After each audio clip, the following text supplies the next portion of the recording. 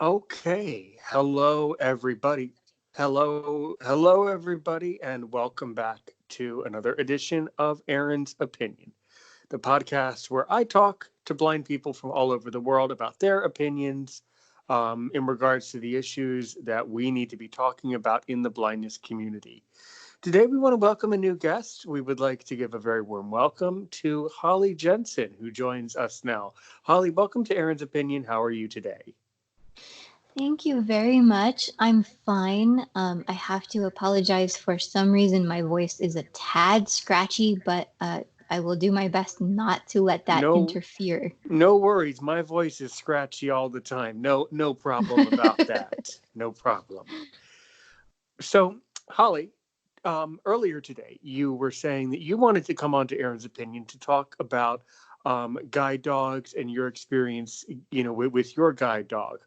As many of our listeners know, I have a guide dog. She is old and she's retired now.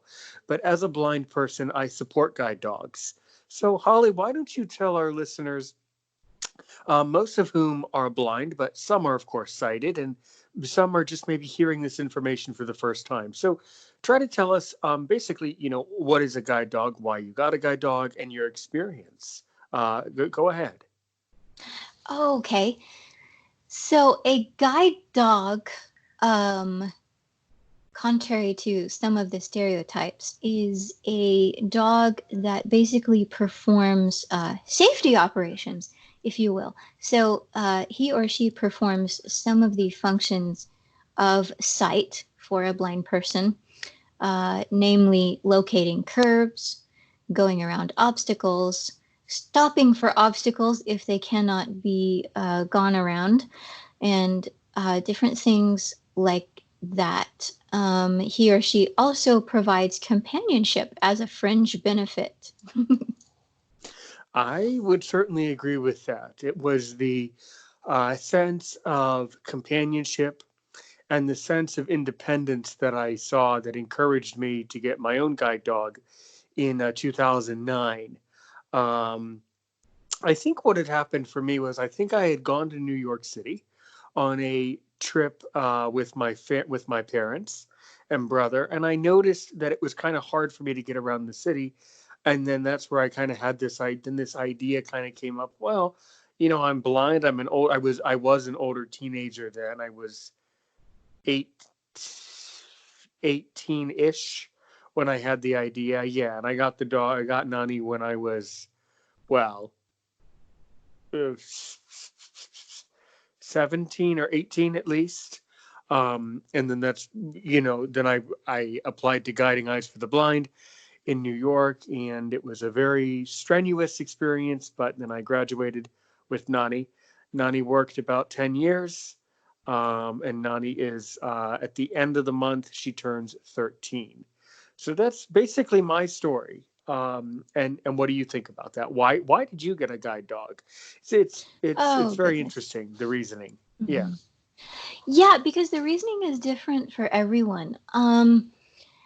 I used to, when I was a kid, I would fantasize a little bit about having a guide dog and sort of the coolness factor because, let's face it, that's what you think about when you're a kid.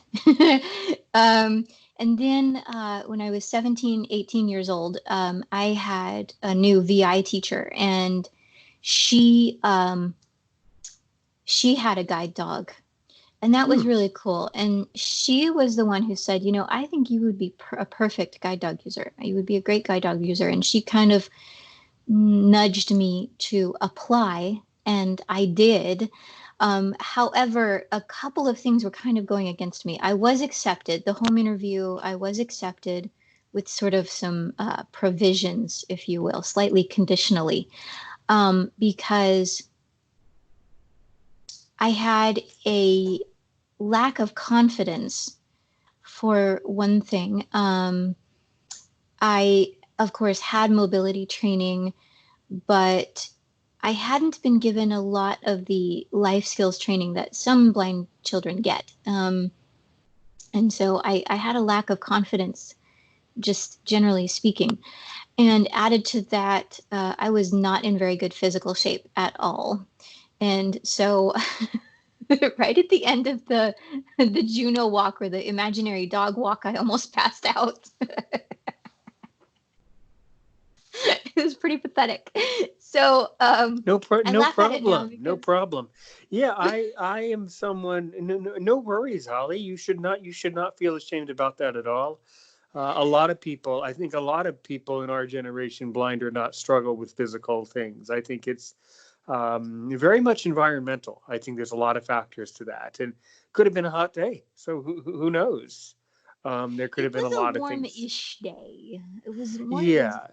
And due to I the fact that I remember, and was, yeah. something you said that certainly just resonated with me a lot is when you said that when you were a teenager, you were someone without a lot of confidence. I think that when I was a teenager, I would have been and was incredibly shy and not really willing to talk to people, and I was very, very not confident as a teenager. So I don't think that's anything that is neither something to be ashamed of nor unusual for blind people.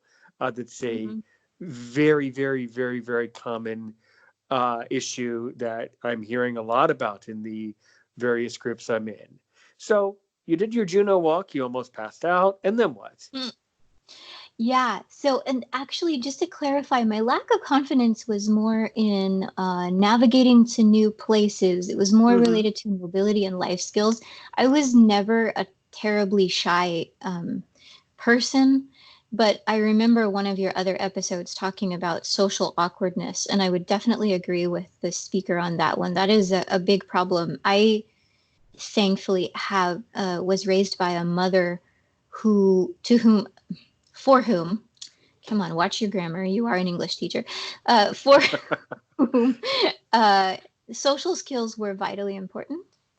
So Mm-hmm. she, Yeah. one of the things that she taught me very well from an early age was being polite, um, being kind, treating people right. And she would even explain to me um, afterwards, sort of the way people had responded to me in certain situations. And I didn't appreciate it as much when I was a kid as I do now. No, me neither. Um, And my parents were and are the same way. And I do get it on one hand, but mhm. then I also admit out loud that I have a lot of frustrations towards our whole society and global community as a whole. I think that everybody needs to learn about socialization and treating people appropriately. It's a consistently big problem and a big theme in my life. Um, Mhm. so this is you're absolutely right, Holly. It is something that blind people struggle with that a lot, but at Mhm. this point, I've seen so much poor behavior from so many different people. I Oh, think right? again, Yeah, exactly. It's I almost think like it's an stop singling environment. out. Yeah. Yeah, no, and you're right. It's especially a common struggle for blind people as it is for me and you and literally thousands of others. But I also just to show both sides of the story, I think Right. that a lot of people in American society today have very, very poor social skills, and I've told students why I think this. I think Americans are so antisocial and so unfriendly mainly because we live very far from each other. And in other countries where people live closer and live in more of an apartment community where people live, in much, basically on top of each other, you need to behave appropriately in that society, or else you can't live in that environment. You can't live in that building. So I think there's a lot to be said for the fact that our country is very large and people get used to being alone a lot, and people um, simply do not have a desire to have much interaction. I think it's an American thing. Yes. I don't know though, because on the one hand, I mean, I see your point, but on the other hand, if you look at areas like New York City, for Hmm. example, where people do kind of live on top of each other, and they have a reputation. Now, please, listeners, do not mistake me. I recognize this is a stereotype, but they have a reputation for being some of the more uh, abrupt people in the US. Yeah. I personally find Americans to be, in general, quite friendly, and maybe that's because of who I chose to hang around. Now, when we Well, talk good. about teenagers who haven't quite grasped social skills yet, and you get sworn at because your cane is there and they weren't expecting it or whatever, that's a little off-putting. But that is another issue for another day. It's I think it's a really mixed bag, and actually, I think part of it is maybe more due to the distancing that comes with being online all the time Yes. instead Yes. of so much a physical distance. Because there were days, there was a time in this country where didn't matter where you were in America, you would, people were generally friendly. And then, of course, you have different cultural nuances. Like I deal with cultures that are much more direct than we are, and we would think them unfriendly. So it's very much, I think it's part of it's a cultural deal. But I would tend to, I think the area where we definitely come together is that social skills in general are more lacking than they used to be on all sides of the coin, whether you are blind or not, because Yes. we have a lot of internet courage, and I think that's changing the way we behave in all sectors. Without doubt. Without doubt. Hmm. And I would say that I am an overly direct person. So I tend to do well with very, very, very direct cultures, I suppose. What cultures do you feel, or what groups of people do you feel are very direct? Um, well, just how do I say this? Because I want to be diplomatic here. Eastern European cultures, and I don't Yes, they say are. that in a bad way. It's No, no, more but just you're they're right. I more think direct that than we are. extraordinarily, you know where they get it from? I'll tell you where they get. You're absolutely right. You know where they get it from? They get it Hmm. from Germans. They get it from Germany. No, no, no. I'm being serious. I'm being serious. It's true. Hmm. It's partially true. German people in the German culture and German society is very hardworking, like America. It's very Americanized now, and many German people are very, very direct and seem and have the stereotypes of being rude and abrupt, which I don't think is true at all. Actually, I have found Germans to be very, very kind, and the Austrians are also very, very also very serious. So when an Austrian person speaks English, they have a very serious kind of delivery about everything. They're Hmm. just a very stern people, but they're incredibly kind. They're incredibly stern and incredibly kind. And once people get used to you, it kind of depends on the person. So, in public places, um, yes, yes, you're right. People in Europe in general, though, I have found are more calmer, and they can be more serious and more reformed at times, but not all the time, and there is a spectrum. Hmm. Hmm. Oh yeah, and there's a spectrum here, and it's very interesting to me when we deal with our students because they want to know what's popular in America or how do Americans feel about this and that. And one of the things about us being such our being such a large and diverse country from state to state, small town, big city, all of that is it there's a spectrum in every culture, but it seems to me like in the US especially there is a much wider spectrum of people. And so when I get asked questions about American culture, I find them very difficult to answer because we are so very different. And like even in California, California has the reputation for being one of the most liberal states, and yet I live in this like conservative pocket, right? And it's just so interesting from a multiculturalist perspective. My bachelor's degree is in intercultural studies, and so for me, it's very fascinating, this sort of diversity. I have family in Indiana, and in northern Indiana, they sound like people from Michigan.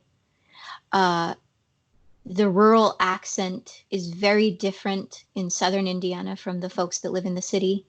It's just fascinating. It really is. But we are digressing heavily. And when students, that is the point of Erin's opinion, for Holly to tell her opinion to the world, which is true, which is great, I think. But you know how I answer the question, Holly, tell me about America. I say, my answer, it's a very easy question to answer. I say, it depends.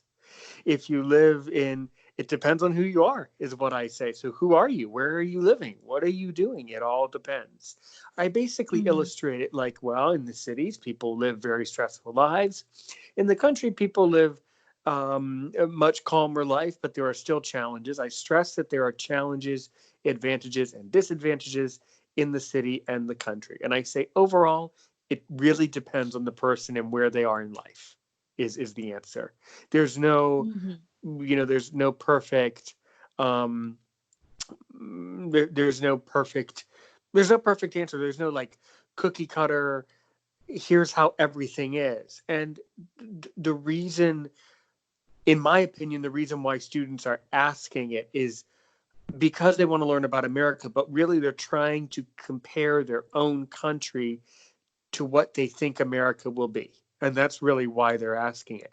Because in Mhm. in other countries, it can be true that the people act in more of a similar way. There's more similarity amongst the way that people behave and the way they perceive their society and the way they interact. Whereas in America, we have people who believe you can believe everything and you can believe anything. So that's how that's what I tell students. Yeah, and I think added to that, another reason why they might be asking the questions is they're wondering, is America really like what I see in Hollywood? Because the prevailing idea of American culture comes out of Hollywood, and that is Yeah. both interesting and sad to my way of thinking. But And your way of thinking is right. And I address it this way. Students ask me it all the time, Holly. They say, Aaron, I saw this movie, I saw that movie. I say, well, good, but you should know that if you saw that movie, it might not be true. And in fact, it is a reflection on how less than 1% of the American population lives. And the other, well, do you agree? no, I'm sorry. I'm just imagining the reactions you get from that one. What is what is your reaction? Well, if your student is Japanese, I can imagine them saying, eh? Like, because that's how they express surprise or astonishment. Um, um, from from certain other cultures, I can imagine it being, oh, like what? Yeah, Like mind that's just, blown. My mind is now blown. yeah, that's just a sound they that's just a, it seems to be. And this, again, we're going through a lot of stereotypes today. It's they aren't really saying, oh, like, oh, H. It's just this, it's just, in my opinion, it's just a sound that they're making to express, like, in their mind, it's like, really, like, oh, Oh, like, absolutely. Yeah, that was my point. they aren't, Is it really saying, oh, H. They're saying, it's just their vocalization of really, like that. exactly just like we do. Yeah. Yeah, and we go, really? And that's a really unusual, by the way, that's a very strange and unusual sound that we make in our language. Um, it's just how we express the surprise. But Mhm. yeah, oh yeah. And the other thing that I have to tell students every day, no, I don't have a gun. Nobody has a gun. You can't just walk around with a gun. Everybody thinks that Americans have guns. I mean, it's like, Yeah, we what wear guns on our hips like they did 100 years ago. No, not so much. No, and actually, I have told students that it's very, very, very difficult to get a gun. And I have educated people. In my opinion, I've educated people by saying that, for example, in my community, Mhm. a few years back, the neighbors next door basically had a break in. Long story, but there was a basically a robbery. Um, and the people, I don't know what the story was. The people just needed medication or something like that. They went through their medicine cabinet, stole all the pills, and ran out. Oh, And gee. the people, they had a Chihuahua who did an outstanding job of protecting their home by hiding behind the sofa. That's a great thing to do. Um, so after that happened, no laughing. No, I'm not making it. I'm not making it up. It's no laughing matter. After that happened, my parents decided, yeah, we need a security system. Mhm. Um, and I tell students a security system is better than having a weapon, because if something goes wrong, the right people can know about it, and can come and help you. I tell students, if you have a weapon and something goes wrong and it ends up going off, then you get locked up. You have to have a lawyer. Um, it's just kind of easier to just have a home security system and not have to deal with that stress. I don't know. That And does depend on the situation. See, this is where yeah. probably where we would have to agree to disagree because I strongly believe in the right to bear arms, Oh, but me I'm too. not a violent person. Uh, and the big thing in my family though is safety. So the Yes. motto has always been every gun is loaded. Whether it really is or not, every gun is loaded because that's Sure. how you Sure. treat it. So, um, and we've always had, like when I was growing up, we had a dog who would have done an excellent, no sarcasm, job of protection because she would have died for any of us, but she would have killed for my father. Um, I honestly believe that because she was our family dog, but she was his dog at heart, and so she would have protected us. But we lived out in the country. There wasn't a quick way for law enforcement to reach us before a weapon might be needed. Um, but that being said, any weapons that were in the house, especially because of me not being able to see, were almost never left where I could even find them. Right. Um, so, but there are a lot of sides to this issue, and it's a whole conversation in and of itself. And as far as the ease of getting a gun, it really depends on where you are. Like in That's what I've Texas, I told. could get Yeah, a I've gun. told people. Yeah, depends on the state. But I do Mhm. stress the importance that every state has laws about it, and there is no state Oh, where you can just absolutely. Yes. there's Hmm. laws and requirements in every state, and some states are stricter than others, but all have laws. And Hmm. really, and I agree with you. I completely support the constitutional right to bear arms. I feel safer if other people around me have weapons. I support it 1,000%. I I I would go as far to say that I wish more Americans would understand their right and carry a weapon safely. Hmm. However, so many Safety is Americans the are key so word. safety, and so many Americans are so strange. I'm not sure. Some of these people, I don't know if I necessarily want. No, and again. Indeed. No, no. I laugh. That's kind of my reaction to an absolute agreement. Like it's sort of Okay, like good, good. Uh, it's yeah, some people, you know, we went through a lot in our. We've been, and if you're an international listener, we've been through a lot in our country with this whole this whole philosophical issue. Is it safer to have the gun, not have the gun? Safer to have the help, not have the help?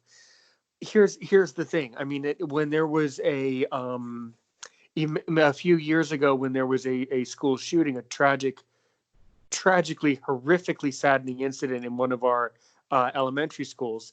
A lot of people were saying, oh, well, maybe the teachers need to have guns. Maybe this person needs to have guns. My philosophy is no. The school systems need to hire. In my opinion, the school systems need to hire people who are trained in protecting children or protecting other people. And here's why I will say it. If you're a teacher, let's say we're working on our platform, or let's say you're in a classroom and you're a teacher, and this is pretty graphic, but it could be true, and it's certainly my opinion, that if you're teaching someone how to do something, you are mentally not in the mindset of defending that person. Your brain is not psychologically geared up to have to decide to end someone else's life in the defense of someone else who's innocent. So therefore, just psychologically, it would probably make no sense at all to allow teachers to carry weapons. It would make sense to hire people who are trained and are in the psychological mindset of defending others to carry weapons safely. That is purely my opinion. It is not a fact. It is my opinion. So right, and I think it's a perfectly valid one. Well, thank you. Well, thank you. I mean, not that you would retract it if I didn't, but what I mean is, I think there is a certain microcosm of teachers who could make that psychological switch quickly. Exactly. Especially those who if they've been raised by law enforcement. You know what I mean? That kind of thing. And certainly. And actually many teachers, especially in the high school, several of them did serve in the military, and several of them were affiliated with law enforcement or did serve in law enforcement before they got into the school system. That's fine and well. But you know what? As a taxpayer, I would want my tax dollars to help the teachers teach and help the police, So still, let teachers teach and provide them with the help they need by providing appropriate security. I think that's purely my opinion, but my opinion is I think that's a fair compromise in that situation. It's a fair balance, I would think, between keeping children safe and keeping teachers safe too.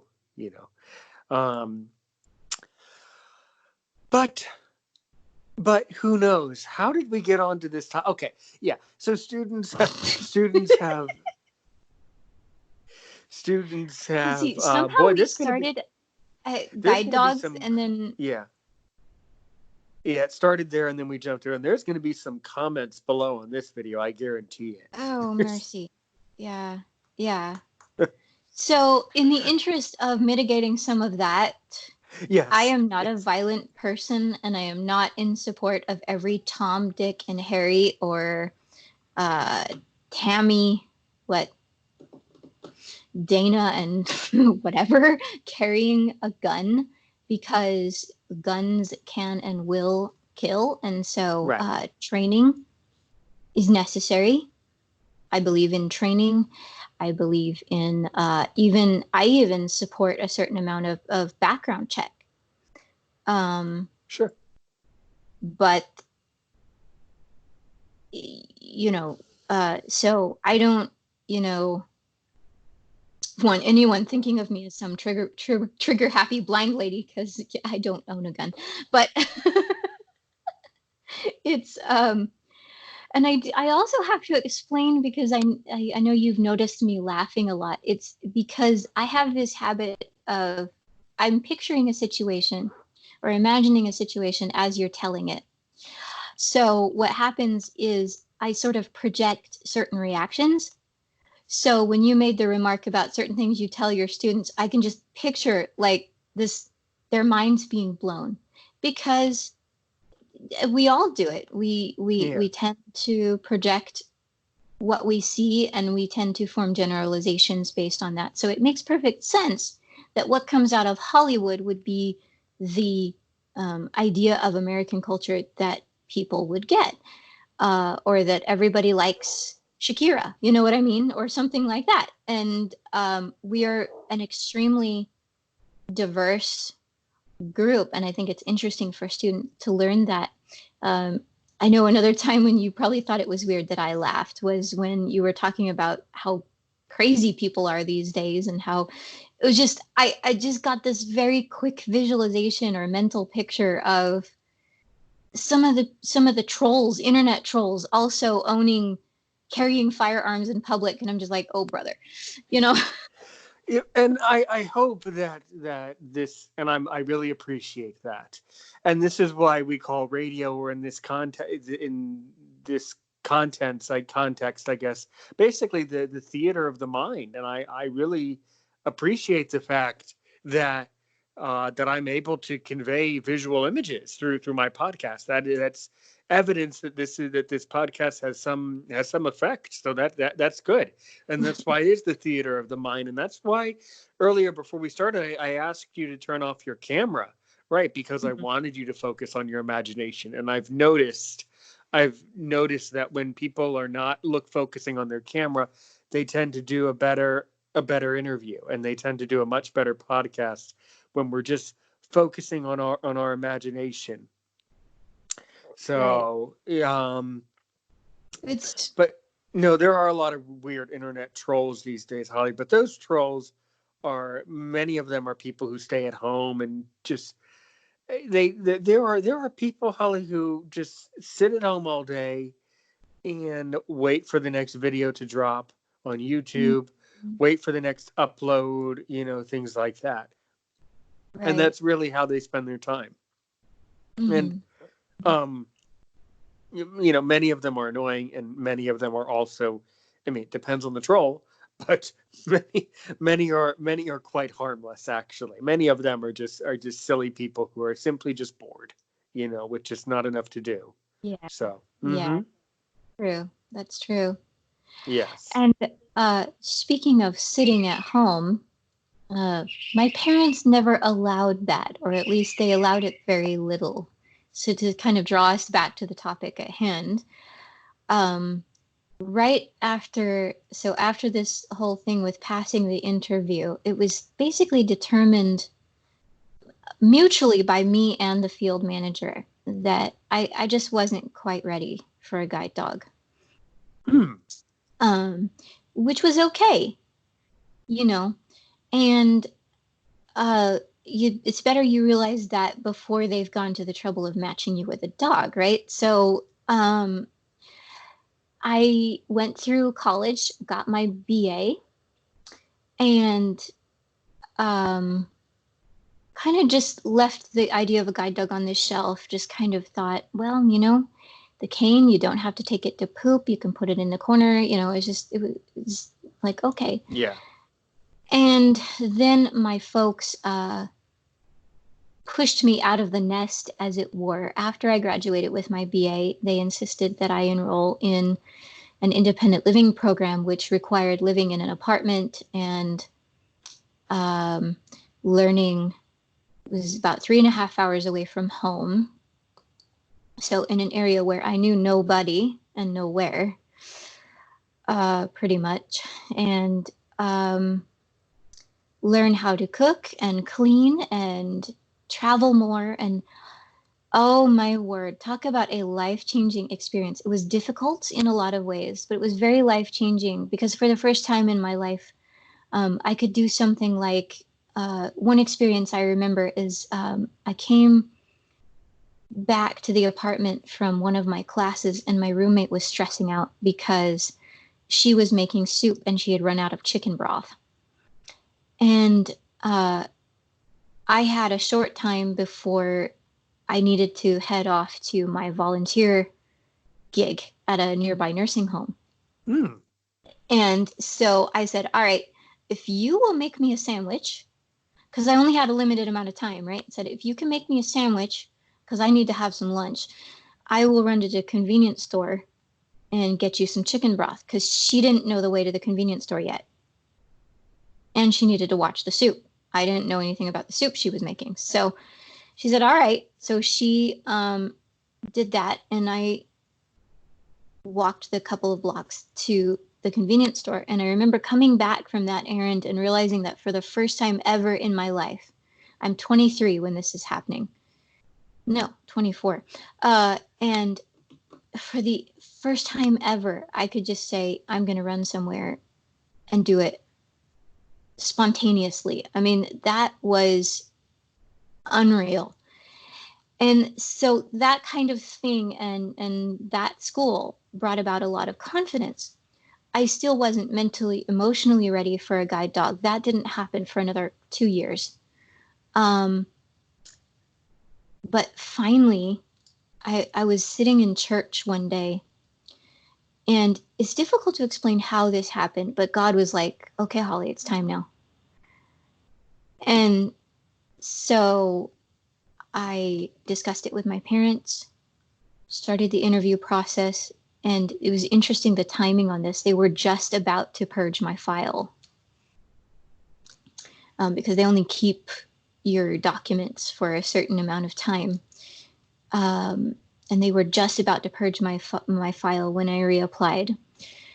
And when the home interview came about, I was in a bit better shape.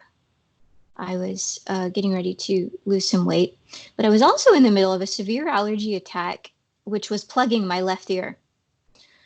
And you have to do street crossings on a home interview.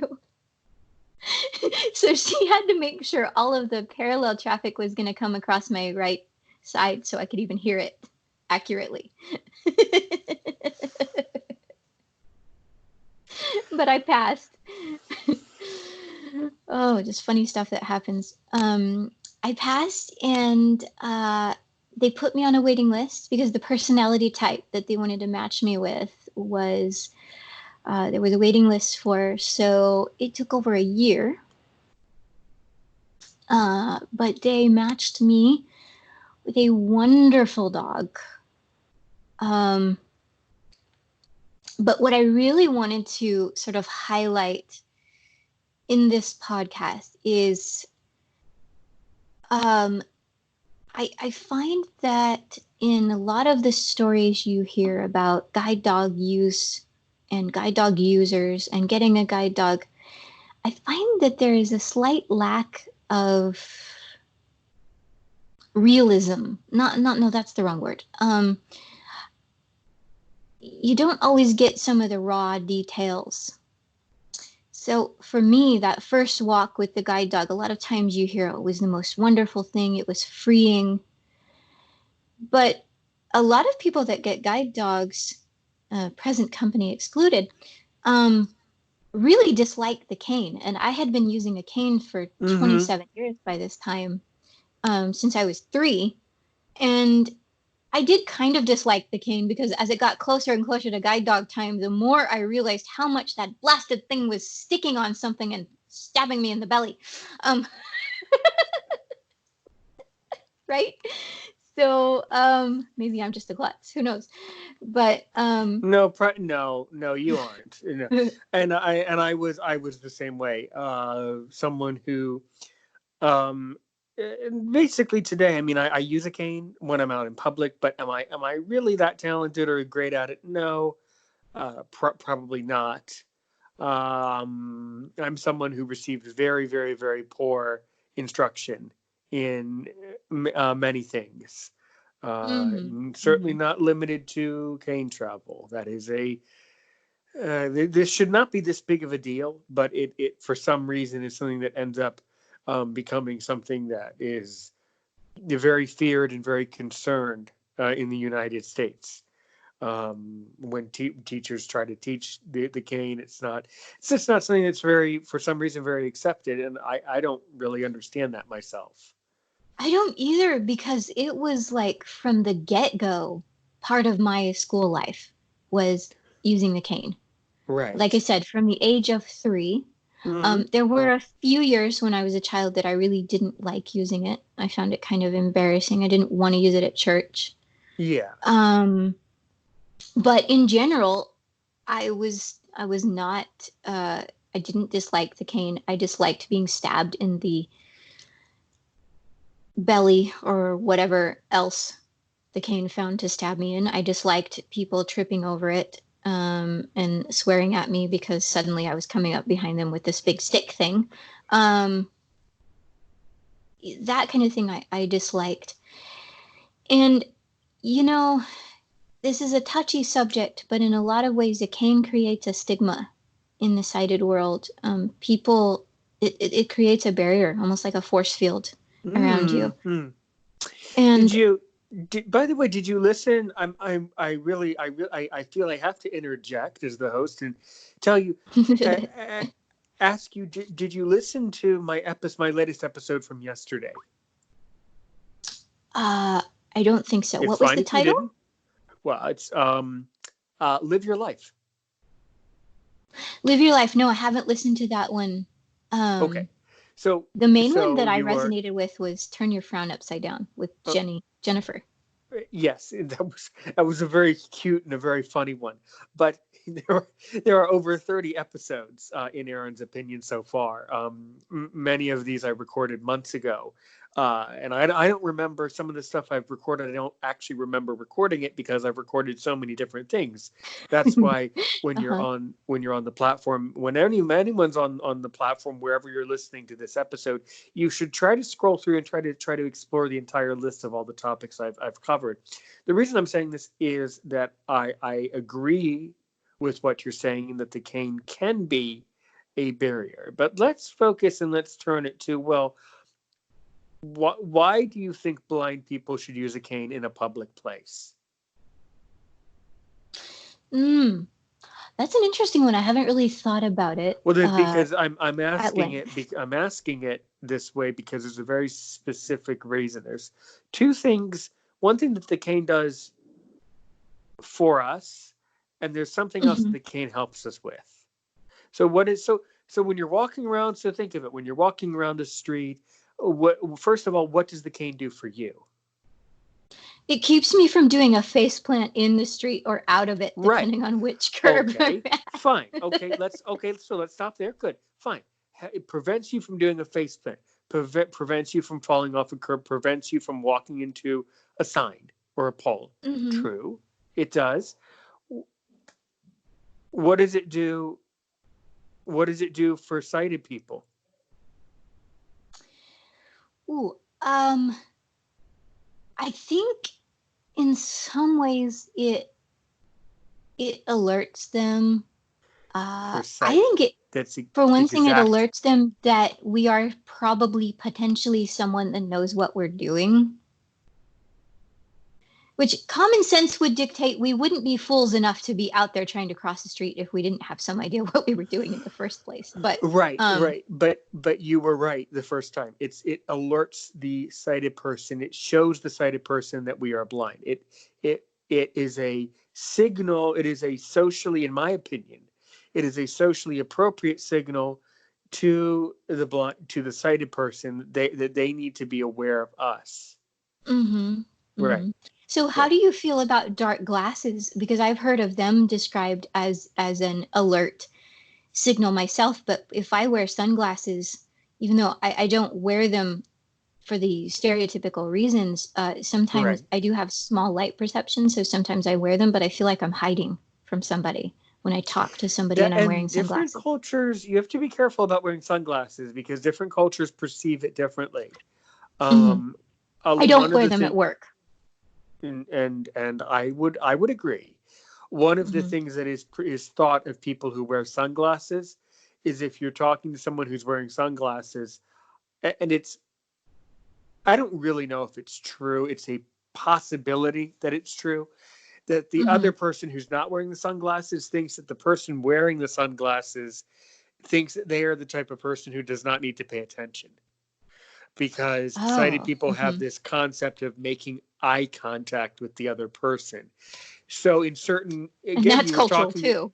right, in certain cultures, if you are not able to see the person's eyes, it's a form of disrespect.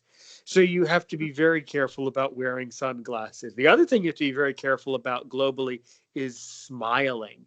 Smiling is not happy in all countries. It can mean many things, from aggression to embarrassment to anger. So it just depends on the country, but a smile can mean all sorts of things all over the world. That's interesting because just about and not just American ones, because I know where this could be going, but not just the American companies. As we've Oops, Skype had a hiccup. I didn't hear it. No problem. Oh, as I work for a number of companies, and for the sake of a number of things, I'm not going to mention which ones, but all of them, regardless of the country that they're based in, have counseled the tutors to smile. That's strange. That's very strange.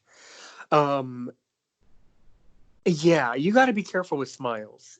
It can get creepy. It can get distracting. So I tend to not smile. I tend to just have a neutral, a neutral and open personality. But smiling is something I try not to do. Mm-hmm. I mean, unless the student is like telling funny jokes or funny stories or something like that, then of course Mm-hmm. it's okay to smile then. But um, yeah, you have to be careful about That's smiling. interesting. It's something to study, but I also work on modulating my voice to communicate joy, to hopefully also, and I recognize that tones are perceived differently in different languages and cultures. But I think to some extent, students can tell based on the type of smile, and um, my eyes are visible. I don't wear sunglasses because they actually reflect in the camera. And that's a whole nother interesting issue to discuss, because some have suggested that I do so in order to keep certain students from being distracted by the fact, the nystagmus that I have. Because my eyes, especially one of them, has a tendency to rove. Hmm. Um, and most students don't give a fig, and others, they kind of notice it, but they don't quite know how to approach it. Occasionally, though, I get students who think I'm sick or something because my eyes go weird. I'm like, what the heck? I think my story is the same, Holly. I mean, at this point, I've been on platform X, we'll call it. But by the way, Mm-hmm. on the air, I do not give out my work. I do not give out my work information. And I am by the way, I am a overly private person about these types of things. But I've been Mm-hmm. working for Company X, we'll call it. I've been working for Company X for almost 5 years. And at this point, most of the students who come back to me know about my eyes and know about my blindness and are fine with Right, it and right. don't care one Mm-hmm. way or the other. I think most students probably notice and probably don't. It doesn't really seem to be an issue for most students, really. Mm-hmm. Mm-hmm. Yeah, for most students, but what I find interesting is, and I don't know if you find this too, but do you find to an extent it seems to be more of a thing with your colleagues and or bosses than it does for for your students? Not at all. In fact, I have Hmm. found company. In fact, I will tell you that Company X has been extremely supportive of me over the past 4.5 years. They've always helped, and always Mm-hmm. been there's always been support. Um, and there's always bumps in the road along the way in any career. And Of course. with Yeah. Company X, we're going through that right now with this whole virus and all these different things that are going on. But I never. I mean, I will tell you that just as many blind people can say, I have faced extraordinary discrimination um, from people in the world, and I have been amazed at times in my life of the level of ignorance and the level of effort that a couple people went through to make sure that I did not have a certain opportunity.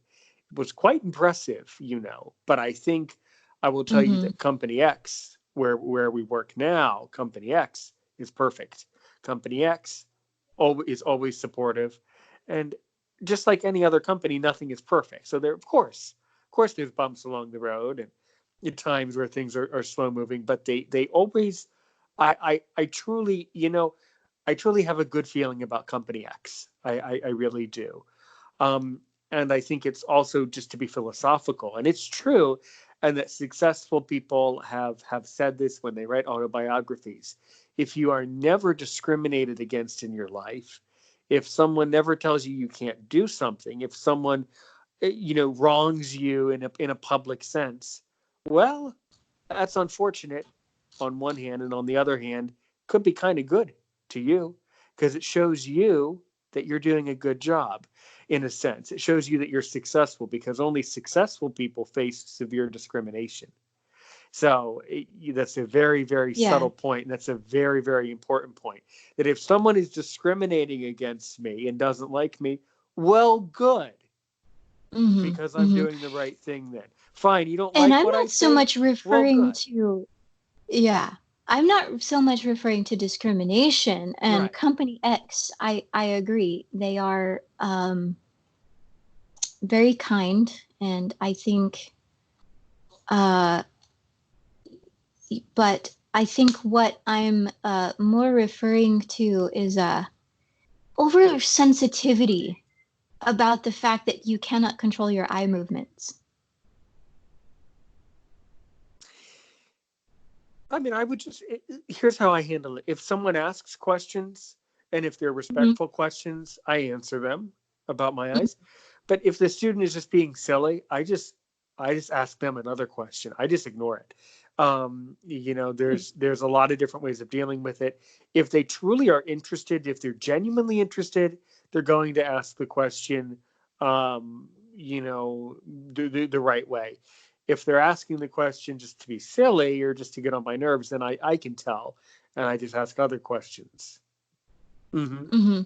I think in my case, I can't always tell, and I find it interesting. I also find it relatively rare, but I think the rarity of it sometimes um, brings it home a little bit more. And I will confess to, in a way, it's a good thing when it happens because it reminds me that there are insecurities I need to deal with. Right. For years, I Yes. didn't really think I had a lot of insecurities surrounding blindness, but there in recent years I've been alerted to a couple, um,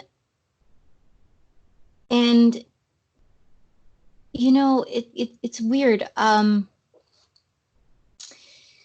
because on the one hand, um, I want to be able to say, well, so what? If they're going to be overly sensitive about it, I don't need to be working with them anyway. But on the other hand, Right. it kind of hurts. It Because, it like, does. why It can't you does get hurt. It past is a simple thing like the fact that my eye tends to move to the right. right? You know what I And mean? and I have never figured that out either. Why are certain people willing to invest so much energy in being unproductive? I can't Hmm. fathom. I don't know. If you find out, send me a message and let me know the answer to that one. I would love to know the answer. I think it does relate to the fact that people simply have too much time on their hands, and that many people are not in tune with the reality of society and what is right and wrong, and there are an enormously high number of people who are just not brought up right, and that also is very impressive to me, how a very high number of people are not brought up appropriately for some reasons. So Hmm. um And I think mhm, it comes back to part of it comes back to facial expression and smile, because here's another thing about the smile. yeah. Some of the folks that where I tell them I'm blind and they're Hmm. surprised, because I personally think it's right to at least let them know. I think, hey, but I believe teaching happens with the heart and the mind, not the eyes. So, and my Of heart course and it my mind does. work just fine. Yeah, I don't tell people if it's a new if I'm face if I get a new student on Company X, I don't tell the student that I'm blind, but usually if they're a new student, they have usually heard of me from someone else, so they usually are already aware of it, around Oh, the see, I'm too new community. for that. Yeah, yeah. When did you join Company X? I forget. A little over a year ago. So I think it was February 2019. Maybe. Yeah, I think it Yeah, was, yeah. around So that time. Yes, yeah, it it was does seem to around, be. yeah, and it was like for a while I was still figuring out certain things, and so I didn't do a whole lot of work on that platform. And so now I'm finally getting some, starting to work on getting a little more traction Mm, there. Um, but I've always had the habit of letting students know, and I find different ways of doing it. Like maybe I start with talking about my dog and saying that he's a mm-hmm, service dog. And mm-hmm. that sparks a little bit of interest, and it reduces the like, oh, hey, I'm blind, you know? Right. So, there are a lot of ways you can do it without being overly like, Yeah. Yeah. Yeah. Holly. and Uh, whoops. Can yeah, Holly? Skype had Uh, hiccup. Let's try that again. yeah. Go back and repeat the last couple sentences. We lost you there. Okay, so some students tend to notice and they don't know how to approach it, but they're curious. And other students don't notice at all. But the interesting thing about this smile is I have a lot of students who, and I haven't figured out a country pattern with this, which is why I'm surprised by your caution. Uh, uh, I get so many comments and compliments on my smile because when I do smile, it's genuine. Um, I don't know how to fake. Mm-hmm. I'm very bad at faking a smile. Like when people are taking pictures of me, I Mm-hmm. tell my mom, I'm like, please make me laugh. Do something to make me Yeah, laugh that's what because I I have to do too. cannot Yeah. smile. Yeah. I don't smile often, and I'm careful when I do it. And See, I do. mm-hmm. I am a smiley person. Mm-hmm. And so I think probably students that don't respond well to that, they just don't come back. Yeah, that's true. And if a student asks too many questions about that and is kind of stuck on that, those are the students who never come back. So, to me, Mhm. when you work for Company X for 4.5 or almost 5 years, it becomes just second. You can tell, even if it's a first time student, you can tell if they're going to come back, and you can tell if they're not going to come back. It's very obvious to me. I need to know your Um, secret because I've been teaching online for 6 years and I still haven't quite figured that out. the secret, basic. I mean, it's a lot of it is simple luck. I mean, luck in my perception. Um, you just have to pick up the vibe, whatever it might be. If they tend to ask, I've noticed that students who come back ask thoughtful, progressive questions, meaning they would talk more using the future tense. When someone speaks more in the future, it means they're thinking about learning with you in the future, usually. Or the conditional tense is used to express the idea of hoping that they will come back to your profile. And I notice that students who use those tenses when they have the conversation are the same students who usually come back. And if students are stuck only having conversations in the present tense, those are the students who are not thinking about coming back, or else they would say it in the future. So I think that might be the secret, to focus on what tense you hear them using when they communicate with you. It's very subtle though. It's very subtle. Mm-hmm. I'll have to watch for that though. It's interesting. I'll have to pay more attention to that because I've had situations where I've had like a trial lesson that I thought went very well, and Yep. I felt a good connection with the student, and it seemed like they felt a good connection with me, but they disappear. They just ghosted. That's that, So, and but you know yeah. what? That's the internet world. People do it on Company X all the time. Students come and go and Mhm. disappear. The other Yeah. thing that always is a question that always puzzles students. Aaron, do you remember me? No, I don't. It's almost impossible. If the student doesn't have reservations, I really cannot remember them. Um, Mm-hmm. Unless the student comes every day, it's very, very hard to remember people when you're online all the time. It's all a blur. Hmm. Yeah, see, I don't find that as much, but I'm kind of weird. I have a weird memory. I'm the elephant in my family, so not that I never forget, but I tend to remember people a lot. And that's just Mm. the thing. It's nothing to say about either of us as a person. It's just a skill or a thing. But yeah, wow, so many fascinating things we could unpack here. But sort of getting back to things in terms of realism, my first walk with my guide dog Mm. was not the dream that a lot of people paint it. And that's not to say it was bad, it was just unexpected. The way it felt was unexpected and it confused me. And so I projected a lack of confidence, which of course caused the dog. What I came to learn about this dog is that he's me on four legs, basically. He's a pleaser, which I have struggled with being a pleaser. He is very compliant. He's the type of dog that if I could look at him and I were to look at him sternly, he would be upset. Hmm. Just that whole thing. He's basically me on four legs. And so when I projected that lack of confidence, he felt it. And it was awkward. And then added to that, this is funny now. It wasn't funny at the time, but there are almost no one-way streets where I live. There are very few, and most of them are located in an area where a young woman doesn't go alone if she can help it, unless she's going to work. Right. In other words, fairly unsafe.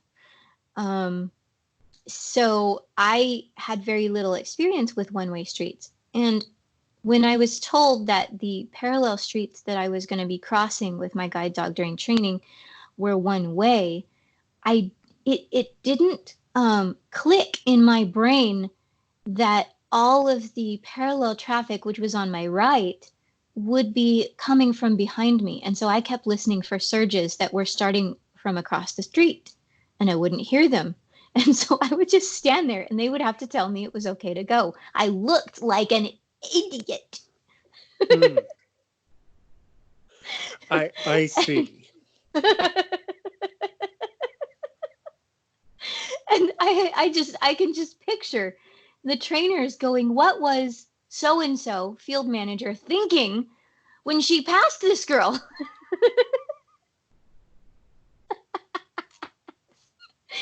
And yet, this field manager had a good reputation in the company, so I just basically looked like a scaredy cat idiot. And Right. once it clicked, and there was also this part of me that was so nervous about making the wrong decision to finalize this partnership that I was kind of looking back. To borrow a sort of illustration from the book of Matthew, I had set my hand to a plow and was also looking back. And what Christ said about a person who does that is that he is unworthy of me. And so Right. essentially I Sure. was making myself unworthy of the task at hand. Yes. And Yes. so I had to tell myself to quit doing that. And what's really lovely about God is that when you make even a small effort to do what you're supposed to do, he makes a big effort to help you do it. And so this thing finally clicked about the one-way streets and everything. And that's when it started being amazing. That's when stuff happened to help me realize what having a guide dog would mean. There was an open manhole. These sidewalks were wide. I trained with him in Oregon, in Portland, Oregon. And these sidewalks were wide, and somebody had left a manhole open, and they'd left this really flimsy barricade around it. And he took me around it so smoothly, I had no idea it was even there until the trainer said something. And I literally started crying and leaned over and hugged my dog because it slammed into me that he had, at the very least, potentially saved me from serious injury, if not saved my life. Right. Mm-hmm. And he's done that. He saved my hide a couple of times. And then, different things started happening, like people talking to me. I'm not a shy person, but I'm also not I'm semi-introverted.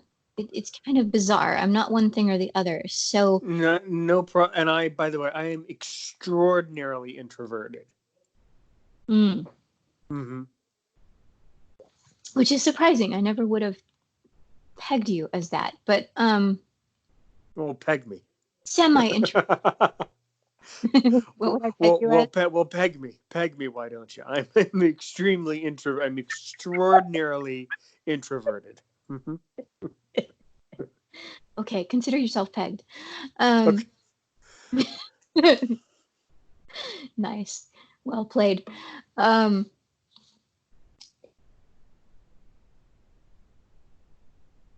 Yeah. to be the first. Whoops. Yes. I think we lost you for a moment there, Holly. Go back to repeat Here that, I am. please. What? I am not one to be the first to start a conversation. No. Mm-hmm. So, um, that increased the argument. Oh, brother. Yes. Testing. 1, 2, 3. You're still here, Holly. Can you hear me? Yep, I can hear you. Okay. Good. Had another hiccup. Okay. The argument can be made that the barrier that the cane tends to create is uh, is partially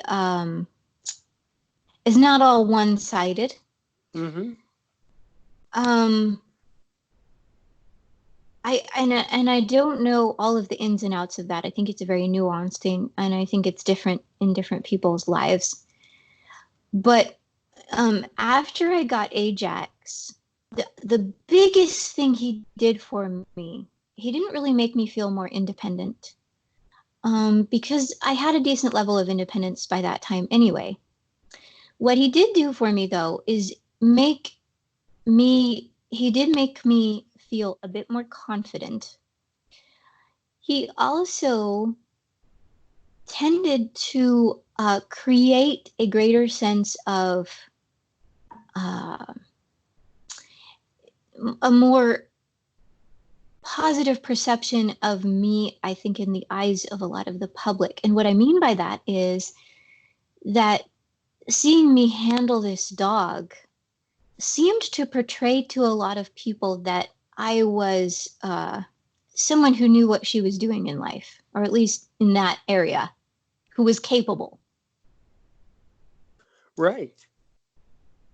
Um, and I think to an extent, I carry myself differently when I'm handling him and working him and walking with him. Oh, without doubt.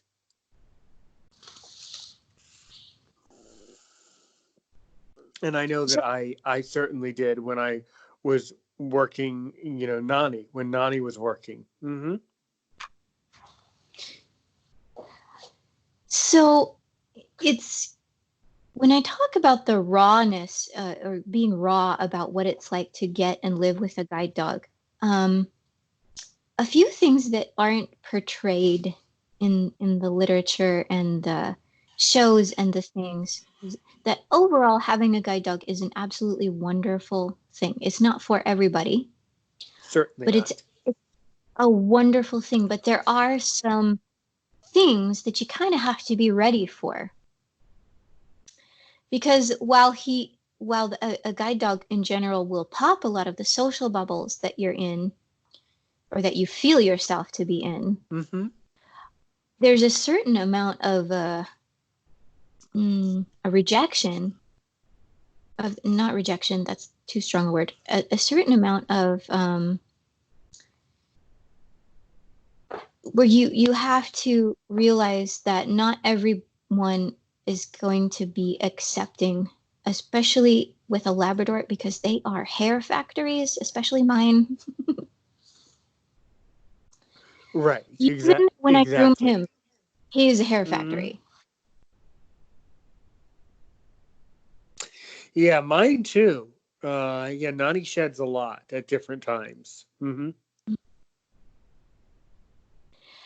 My dog, I think maybe partially due to the fact that he does have a number of allergies, is Mm-hmm. just a shed. He just sheds. I mean, it really almost seems like an exercise in futility to groom him, except for the fact that it makes him look so pretty. Um,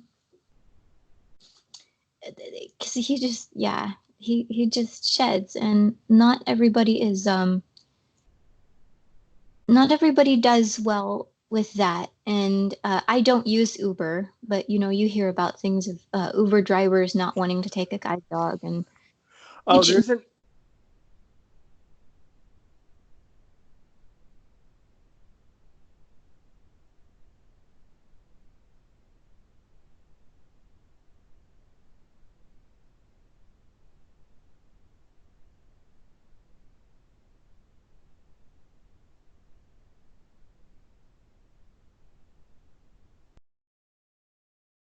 testing one. Hi, hi, hi, hi, hi. hello. Oh, there you are. Okay, I lost you. No problem.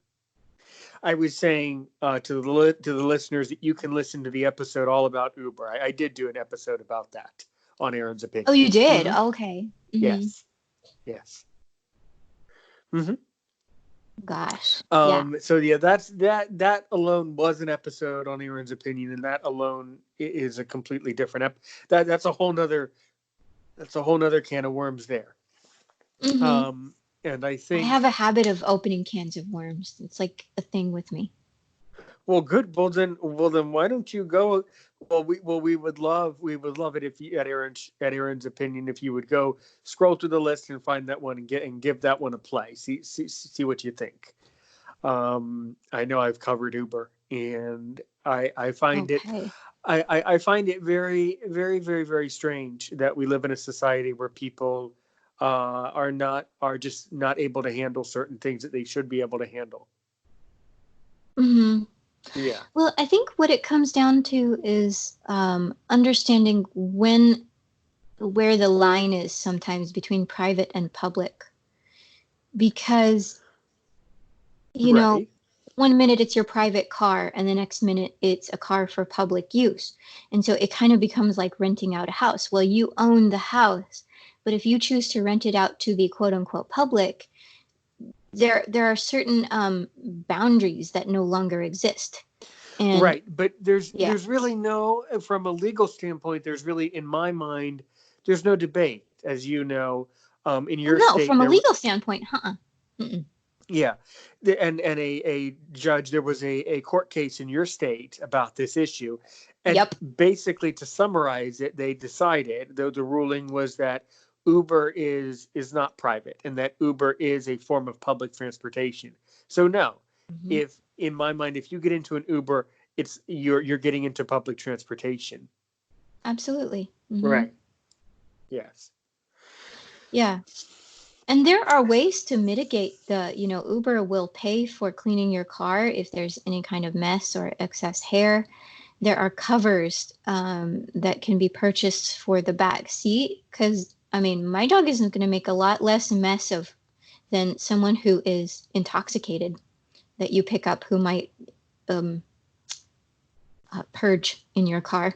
Right. Um, Sure. Sure. Yeah. And every country, for instance, in Austria, by the way, a cab driver or a taxi is allowed to deny you if you're drunk. mhm, So it kind of depends on the society. As far as the right. blind people using Uber, I have zero patience and will not accept stories about them not taking my guide dog, provided that the guide dog is a real guide dog from Guide Dogs for the Blind, Yes, we or were going to get into this issue. but Yeah. there, and I will also tell you before we get into it, we can segue it by saying that there, I was watching YouTube videos, having nothing to do with blind people. Uber drivers and Lyft drivers have picked up some crazy people who don't even have a guide dog, who are enough of a mess without a dog.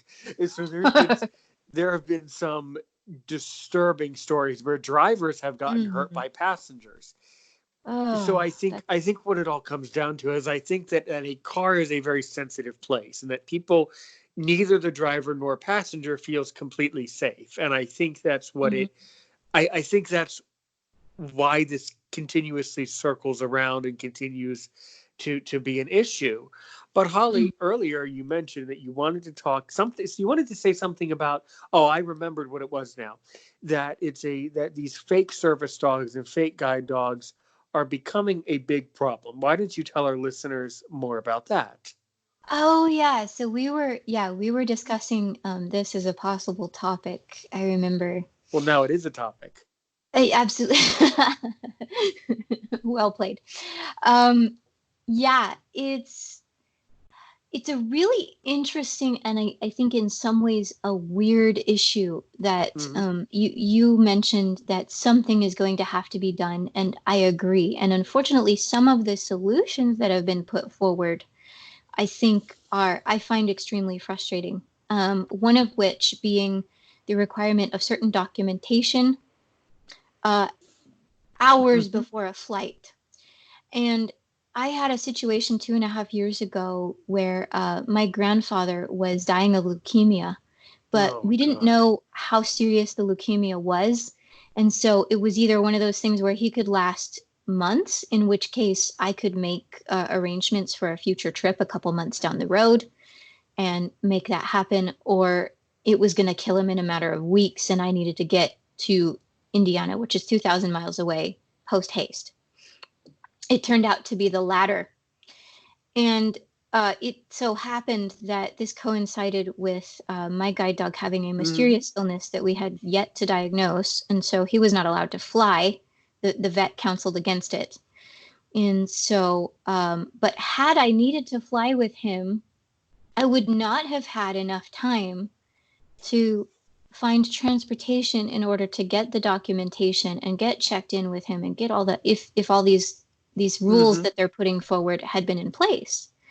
And there are people who don't have 24 hours. I at least had the luxury of 24 hours to try and make this happen, but there are people that have 2 hours to get the flight and get the heck over to wherever they need to get because there's some sort of emergency. And to me, the requirements that they've been suggesting are like an hour before everyone else, checking in an hour before everyone else with certain documentation. And the thing is, that documentation can be faked easily. Right. Either you're going to have, either the blind person would have, if it's a fake dog, they're either going to have, or if it's real, either way, you're either going to have real documents, fake documents, fake real documents, or real fake documents. So there's really no way of telling. And I'm not into that whole documentation. I think the issue is far more simple than that. Every guide dog who is a real one has a microchip. All of those microchips correlate to a number. So every guide dog has a microchip number. My school uses Avid, but there are many brands of microchips, and it's a simple issue.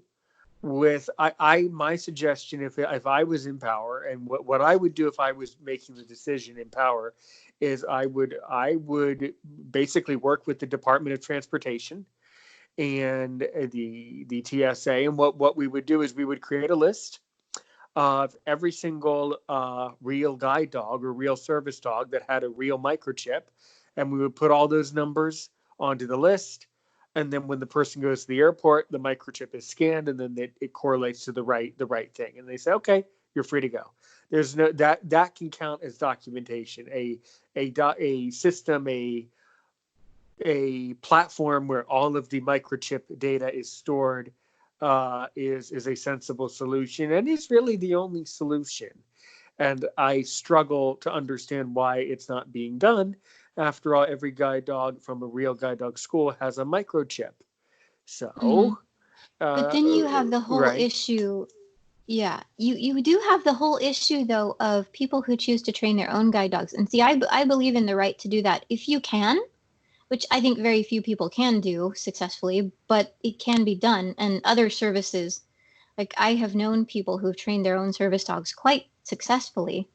But you can get them chipped. Like the guide dog school that I went to, at the time that I got him, did not have a practice of chipping their dogs. They left it up to us. really, really. Yes, that was, but that was 8.5 years ago. Um, Now they do chip them all. Yeah, when I was, that's interesting, Holly. When I was at Guiding Eyes for the Blind, oh goodness, 11 years ago? Yeah, that's wow. When I was there, yeah, 11 plus, yeah. When I was there 11 years ago, all the dogs had micro, it wasn't even an option. When they're babies, they just get it when they're a baby. And then, I can't, I can't comprehend why a dog wouldn't be microchipped. My um, I had a pet dog, and our pet dog was, not obviously not my guide dog. Our pet dog was not microchipped, or I don't think she ever was. I forget if she was or no. I don't think she was. But she wasn't really the type to run around. She wasn't really active. We never felt that she needed to be microchipped. I mean, now I think every pet needs some microchip issue. Yeah, but the guide dog schools they need to work with so what you do to prevent a fake chip is the school would have a contract with the companies that produce the chips, let's say Avid, and they would have a contract with Mm-hmm. Avid, and they would say Avid, when we buy our chips, our package of chips, 100 chips, 1,000 chips, 1,000 kits to produce the chip and things like that, you're going to give us a special ID in the chip that proves that chip was given to a reputable organization. Since it's all computerized, I know that there's a way for this to be done. So, I don't want to hear a comment in the audience saying that this is impossible. I know it's possible to do it. And all you do is you mark those chips, you put some sort of a computer software that marks the chip as that it came from a reputable organization. And on the issue of home trained guide dogs, I respectfully and completely disagree with you. It will, in my opinion and in my estimation, it encourages the public to believe that any dog can be a service dog, and that's simply, in my opinion, nothing personal to you, Holly, but it's offensive to me as someone who had a guide dog from a reputable organization. So there we certainly disagree, but that's okay. I think I think no. I also want to make home training illegal, because I don't feel it's appropriate. I feel it encourages bad behavior, and it encourages people to do unethical and illegal things, in my opinion. So, Mm-hmm. but Yeah, that's so we that's would just have to me. respectfully disagree on that, Sure, and sure. and No we worry. can. No There worry. is Oh, civil disagreement is still possible in 2020. no.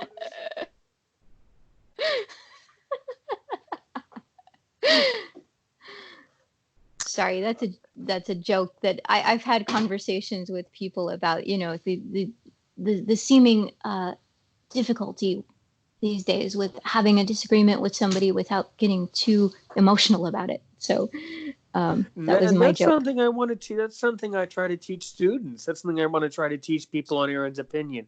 That Hmm. the beauty of a podcast is that we cannot agree on everything, and Right. philosophically we should not always agree. In fact, I find that guests who disagree with me are far better guests, because it shows me Mm. that you're a confident person. If you have the confidence to tell me that you don't agree, I respect you because it shows that you're Mm. confident in who you are. You know, people who always agree, well, that doesn't impress me, because they just that just shows me that they really are not a very confident person. If you go your entire life, yeah, okay, okay, okay, no problem, no problem. You know, what type of person does that? Well, a person that doesn't have enough self confidence to stand up for themselves and Right. say, no, you know what? No, I don't agree. And here's why. So Hmm. I feel, in my opinion, I was able to tell you why. See, I was able to tell you why I disagreed.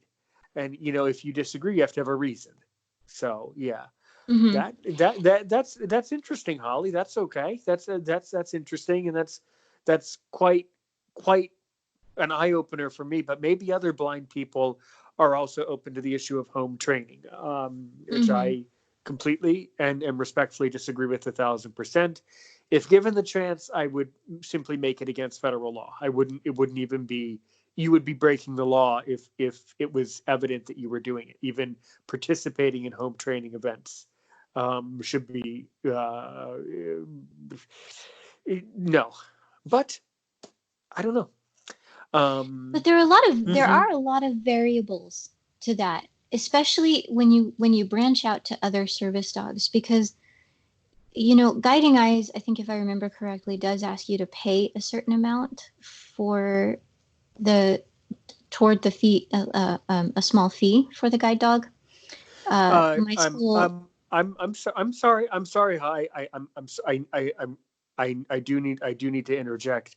Uh huh. When I went to Guiding Eyes 11 years ago, as far as I remember, they did not take a penny from me. It was Okay. 11 years ago. It was free, and Okay. It's I'm probably another school then. I mean, and I'm not criticizing anybody who does that. I actually listened to an explanation of the reason there's a school, and I thought it was that one, but it could be a different one. And I listened to a an explanation of why they do it, and I totally understand it. That wasn't a criticism. But my point is that there are service dog organizations who, for whatever reason, need to charge for providing a service dog, or they might need to at least charge a small fee. And even though it's a relatively small fee, not everyone can come up with it. And so that's one reason why I believe in home training. And I will be honest with you enough to say that I haven't quite thought through the issue well enough to completely articulate why I would disagree with you. Um, and so, it's sort of, mm, how do they say that? Check back here for further developments. Um, that's how you said it. So okay, we'll check back with Holly for further development. Okay, good. yeah, because it is an interesting issue. But one of the things that comes up in the rules that are being put forward and the issue that's being discussed is the limitation of the definition of service animal to that of service dog. Now, I can kind of understand the reasoning behind why they do that, uh, because dogs are the most prevalent and the most socially accepted um, type of service animal. However, there are situations that lead me to feel that certain other animals should be included in that definition. Now, I understand if they don't want to make it a blanket, it is an animal who provides a task, blah, blah, blah, blah, blah. If you want to make a list of the actual animal designations, go ahead.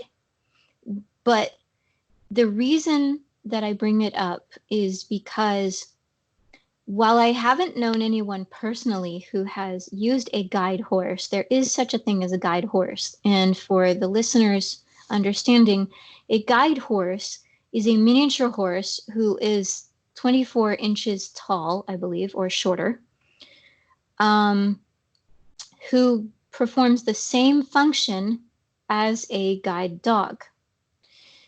And a couple of things that make this option appealing are that a guide horse can work longer. I think it's 3 times as long, something like that.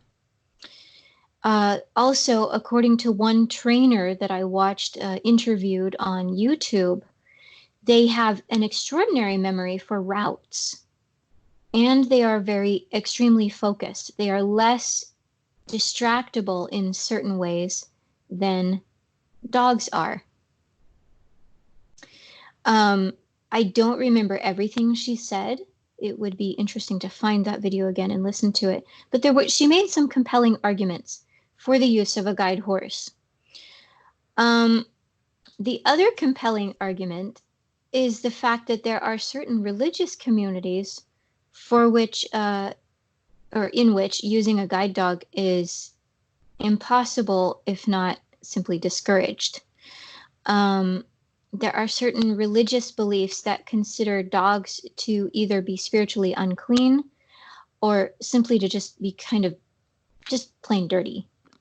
And I'm not here to argue the ins and outs of that religious belief, but I am a believer in the freedom to practice your religion. So, why shouldn't someone who uses a guide horse, for example, for religious reasons, have the same rights as I do to use that guide horse if that guide horse is trained and well behaved? They should be I don't held to know. the same standards as we guide dog users are.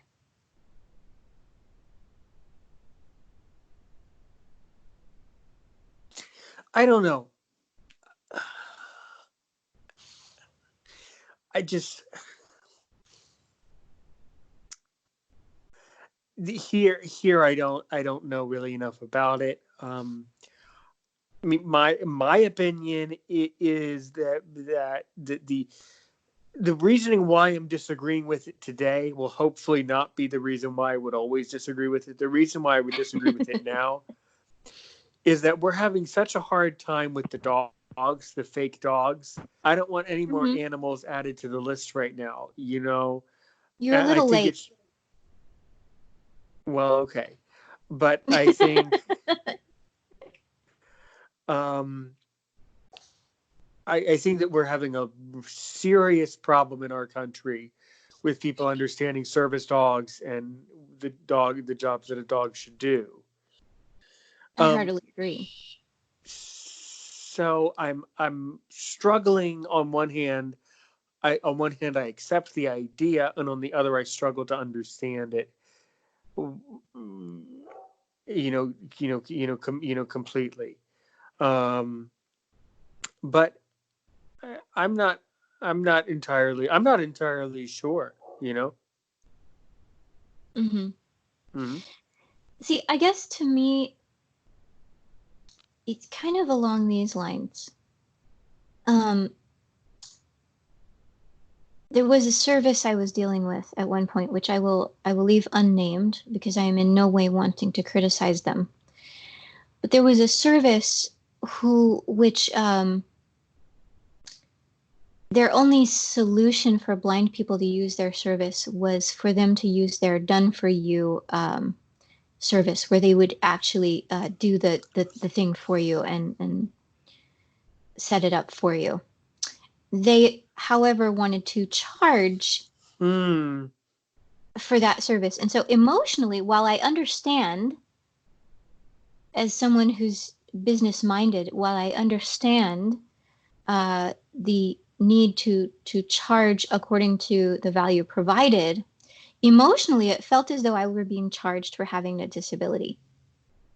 Yeah, I have no patience for either. Yeah. The parallel I make, though, is someone who is of the religious persuasion that cannot have a dog, either A, because of their own religious persuasion, or B, because of the religious persuasion of their family, which would cause them to be ostracized if they chose to do so. Why should they be punished or their choice be made illegal? You know, emotionally, that just doesn't feel right to me.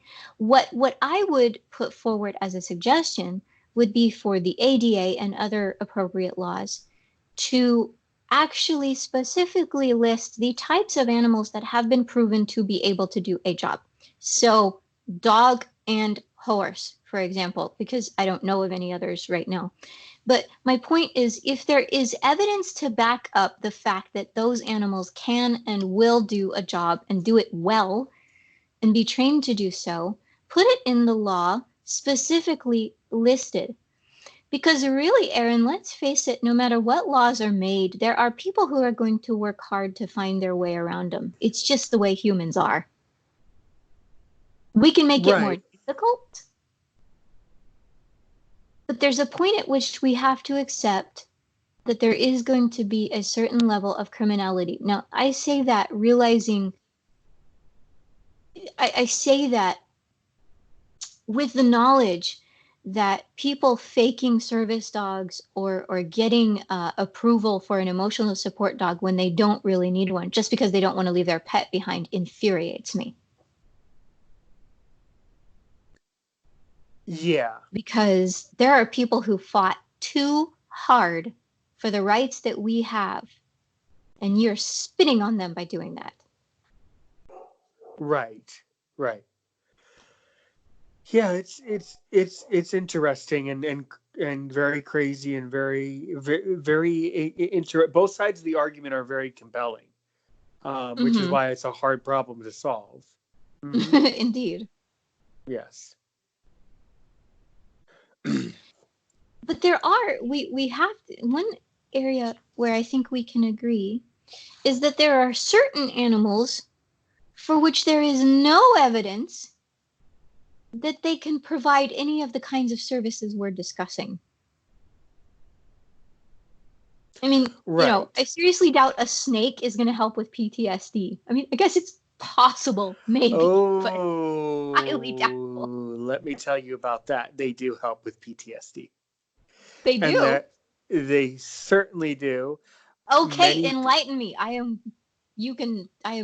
welcome the change of mind because I like mm, snakes. I adore snakes myself. It's my dream to have a snake. Um, do you secretly have a pet snake? No, I do not. Oh, I see.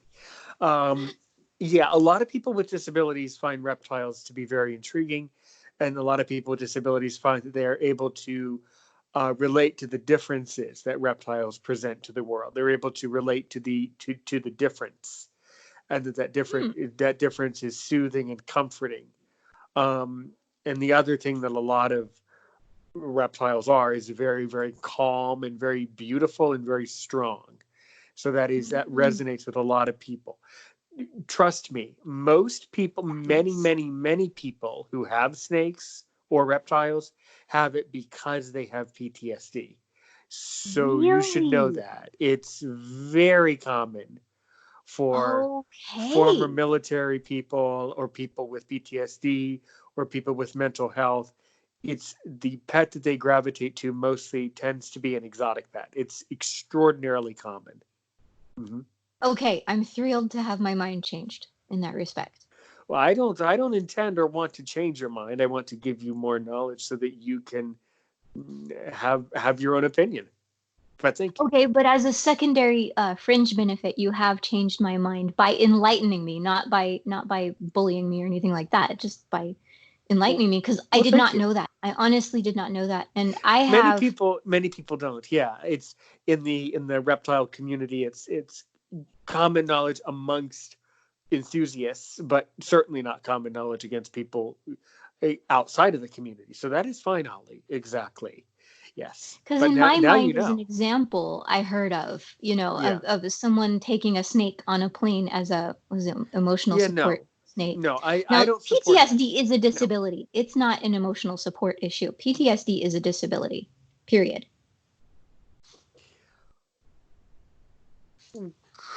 Correct. Let me explain why that's not okay. The It's not okay for the ethical reason that although take the issue of a one of the most commonly kept snakes in the entire hobby, the ball python. It's a snake that sounds scary. It's only about 4 to 5 feet long. Um, Yeah, they're so cool. so those. Um, the reasoning why a ball python cannot and would never be a service animal is because a ball python simply does not have the intelligence to empathize with the owner. It is more about the fact That's that what I was thinking about. Yeah. and that's what it's about. And it's the fact that the owner is calmed and soothed by certain aspects of the creature, but the creature has no knowledge that they are providing that service inadvertently. The snake doesn't Mhm. care that you have PTSD. The snake doesn't really know because they don't have the intelligence to know. Which is why, by the way, another thing you would find unusual or unexpected is that people who do have snakes are offended when they say that a snake can eat a person and can measure a person. And that, of course, is a fallacy and something that's not true for the reason that a snake does not have the intelligence to calculate math. And a snake does Mm. not think of the world that way. It thinks what a snake thinks about is basically three things: am I hot? Am I cold? Am I hungry? Those are the only things that snakes Mm. care about. So, because a snake only cares about those issues, a snake could not and will never be a service animal. And I don't want to hear from the audience as a general statement. I don't want to hear stories about, well, my snake is a service pet, well, service animal. Well, that's your own business, and I disagree with you. And as someone who wants a snake, I find it offensive that people would treat snakes like that. And it's stressful Mhm. to the snake. They can get fleas, all sorts of bad stuff. So no, there you go. That's why a snake. That's why people with disabilities have exotic pets, but that's the other Right. reason why exotic pets cannot be a service animal. So it goes. There's two sides of it. Why you have it, but can the animal empathize with you? Hmm. And can the animal still have a quote unquote quality of life while being in public? See, a dog can and a horse can handle being in public without going crazy or getting emotional trauma unless attacked or something, right? Which is a whole nother issue of why this fake service dog thing needs to be solved, is because there have been, reports of dog attacks. A service dog being attacked by another dog can actually end its career emotionally, not so much physically. Maybe the dog isn't hurt very badly, but is traumatized. Sure. Um, which is a risk in any case. I mean, a dog can be traumatized by a number of things, and the service dog organizations do their best to mitigate that possibility, but it is a possibility. Um, they try to identify that potential early in the dog's life. Right. But for example, a guinea pig, while it might have the intelligence to empathize a little bit with the owner, could not emotionally handle everything that comes with being in the public. Mm-mm. Yeah. No. No. So I'm not supportive of this whole issue of all these other animals. Um, the horse issue, I don't know, but the other animals, I'm not supportive. Yeah, I guess I'm Mhm. not supportive of it because those are certain animals were bred to do certain things. Most pets, by the way, were bred to be pets simply for entertainment. Actually, it's sad, but it's Mhm. true. Um, so there, yeah, there lies my opinion Mhm. I that think there are a multitude of issues because you can make the argument that horses have been bred to serve people for thousands of years. That's another thing you could use on the side of, if you're arguing they for were, they were. a guide But you know what the horse. difference is, though? The difference is that horses were basically bred to do one thing. Horses were bred for a means of two things: a means of food or a means of transportation. They were never bred, as far as I know, horses were never bred to protect us and to serve as our best friend. And that Hmm. lies the difference. Okay, so now I'm going to how do we say, present some information. It's my turn. I'm messing Good. with. Good. I'm just messing with you. So actually, the horses are being used for similar types of therapeutic uses as Sure. dogs. So you have horses being used as emotional therapy for teenagers with behavior problems.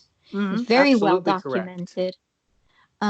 So there you have the companionship aspect. Um, as far as the protective instinct, that's an interesting issue in and of itself because there is anecdotal evidence, at least, of the protective instinct of a horse to protect its owner. Hmm. And the loyalty of a horse, because you want to talk about like the loyalty of a dog is one thing that makes it such a good service animal.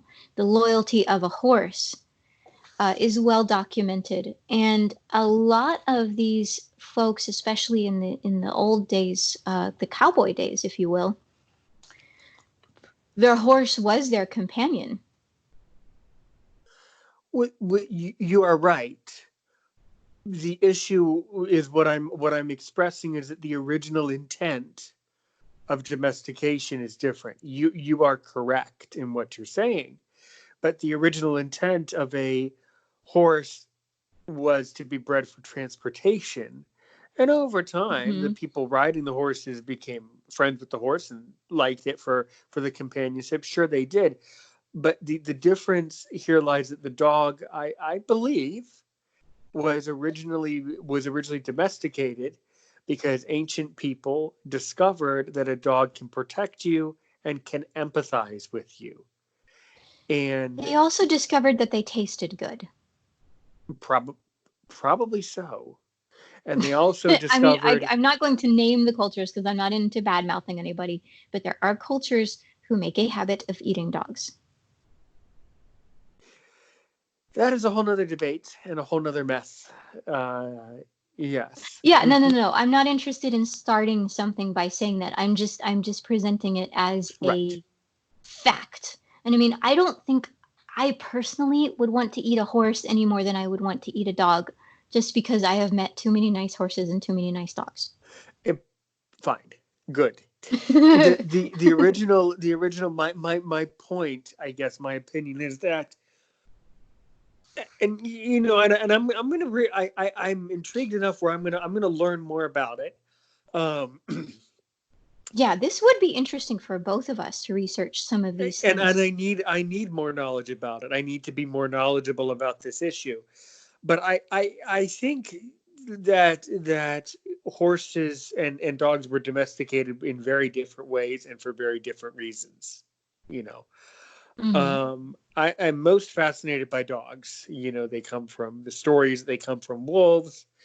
And the interesting thing is that eventually, in ancient times, humans and these ancient wolves discovered that there's some similarity. And I think the can you tell us what would have been, if you were to take a wild guess, what would have been very relatable for ancient people when they looked at wolves or ancient dogs at the time? What would have been Hmm. very noticeable? Tell our listeners, what do you think it is? What was one thing that both wolves and people do that is very relatable? Ooh. This is interesting because, and you and I may have a different slant on this. I Hmm. tend to take a literal view of the Bible's account of the origin of the earth and the then it's origin of then things. it's tr- then it's true.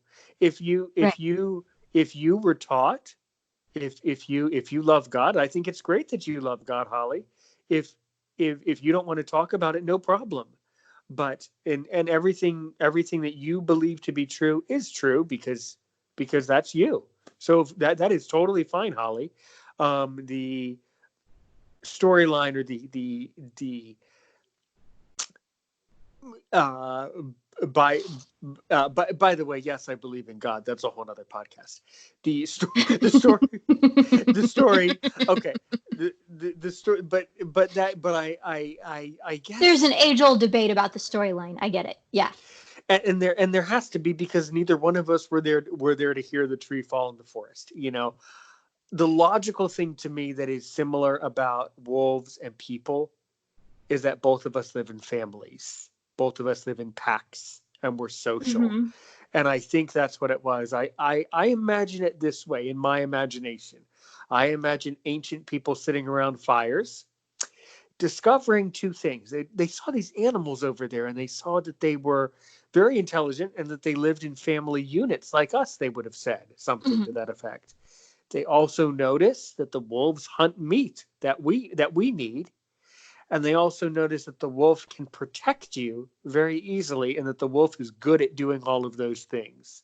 So when Hmm. you look at a creature and you say, these are the traits I want, um, oh man, there's going to be, Holly, there's going to be some comments about this section. This just might. I mean, I'm This counting. entire conversation is This going might just, to Holly. light This might your YouTube channel up like a this might Christmas just go tree. higher. Holly, I'm gonna count chickens before they hatch. This might just go viral. I don't know what's gonna Oh, happen when this is posted. This might go Lord viral. help me, because some of the things I've said, I'm like, oh boy, I wish I could rewind. Yeah, me too. Okay, so you don't know me, I don't know you. Okay, no, we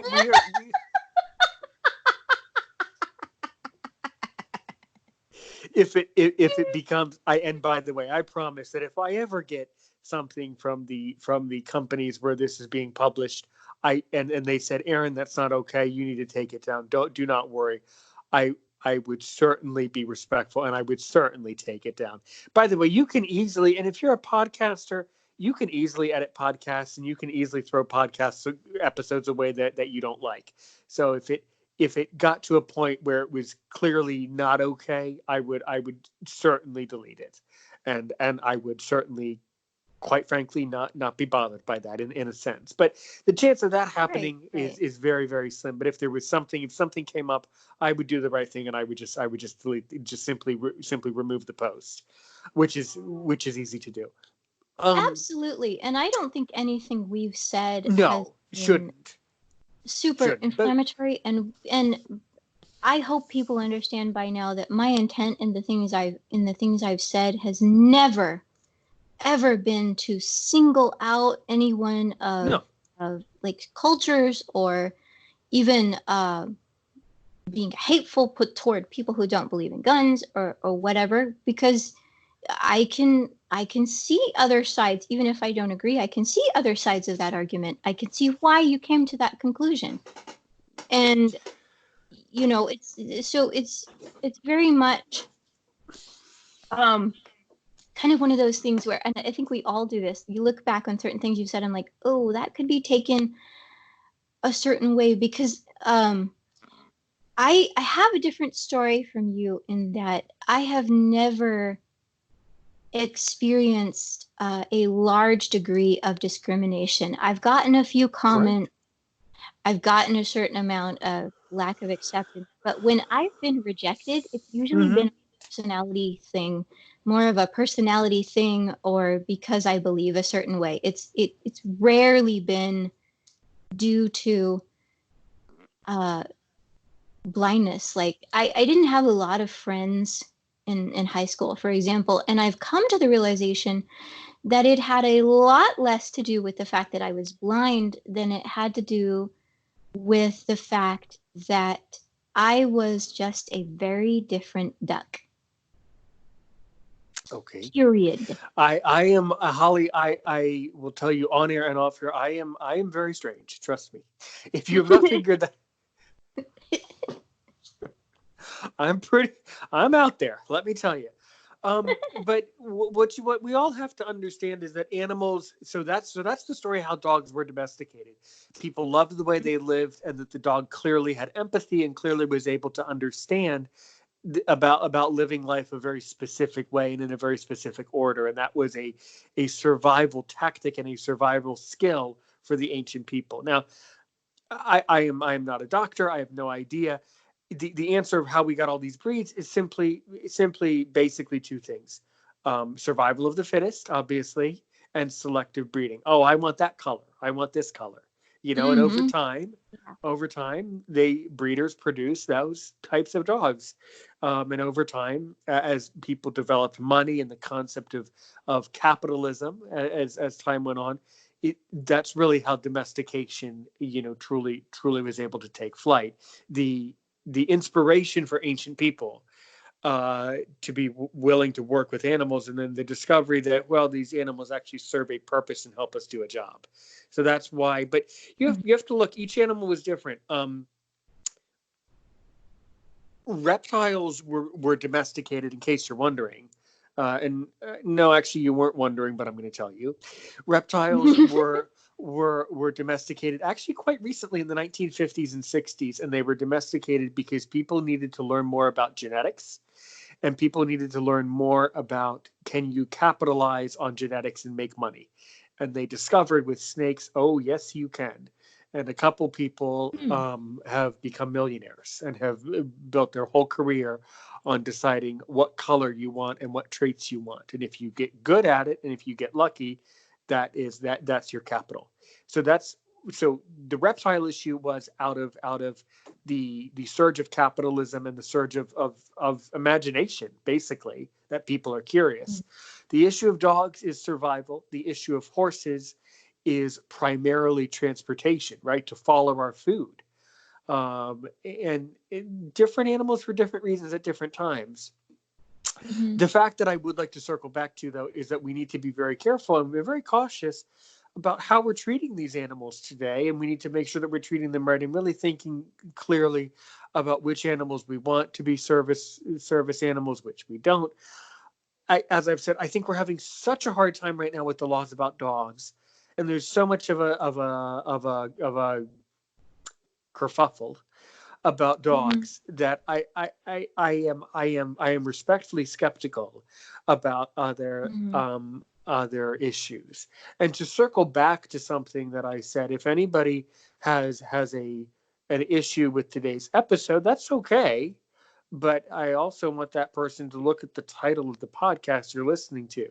This is Aaron's opinion. It's not Aaron's facts. It's Aaron's opinion. So you're allowed to dislike and you're allowed to disagree with this episode and this podcast. That's fine. Mm-hmm. But I just needed to say that. So that is important in podcasting, to have your own flavor. And I think a podcast with our opinions, I think, as I've seen today, that's a lot of, as far as I'm concerned, that's a lot of flavor. As far as I'm concerned, that's a lot of material for people to be thinking about. Holly, how many other podcasts have you been on? I've only been on two. Um, I have been on one blindness-related podcast, Applevis. I think at least you or some of your listeners have heard of it. I didn't use my real name. I used a screen name. And under my own name, I have been on one other podcast, and I'm going to shamelessly plug him because he's a good guy. It's Ray Blakeney, who does the Anomalous Educator podcast, which is for educators who want to learn more about entrepreneurship and entrepreneurs who want to learn more about education and the marriage of the two. And so, yeah, I was on that podcast, and I'm trying to think if I've been on any others. I don't think so, to the best of my memory. I have been interested in starting a couple of my own podcasts, one of them being work related, more one of them would be more marketed toward English learners. Good. Probably more a sighted clientele, just because that's who I tend to get, not because I've never taught anyone who's blind. I have. I've too. I have taught a couple blind people over the years. Not many. I've had a couple. Mm-hmm. Yeah, it's funny. I noticed we have some mutual context. I wonder if we have some students in common. which would be an off-air discussion, but That it's would be funny. that. You're right. That would be an all fair discussion. But the world is small. It wouldn't surprise me if we did. Yes, Yeah, wouldn't I have surprise no me at all idea. either. But the other podcast would be more blindness related. I have found over the years, as I have attempted and sometimes failed to be a pet owner, I tried owning mice. And at least blind people with my mentality and makeup do not mix with mice. Um,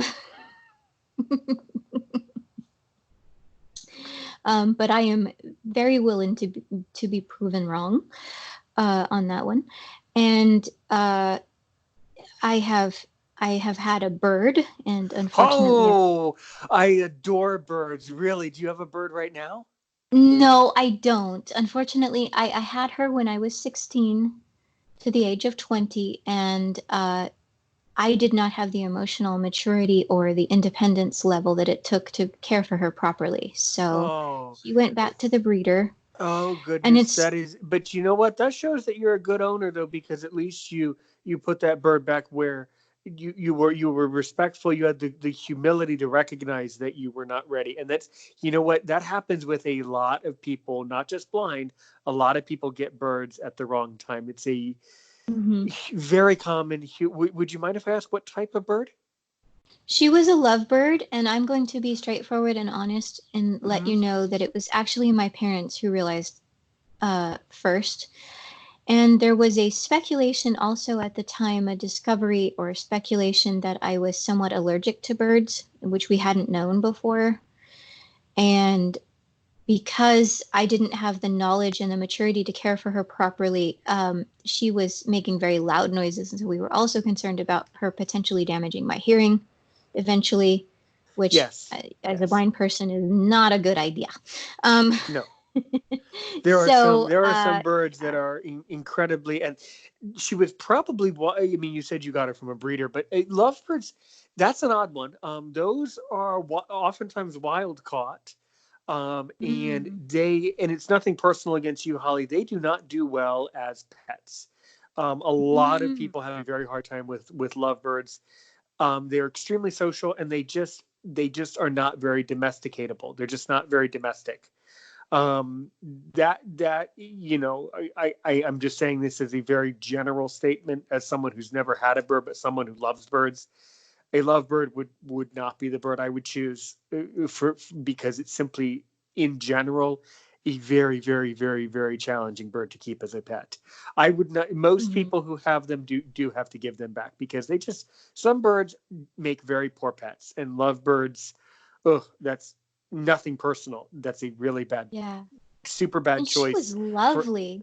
And they are, but they do not do well.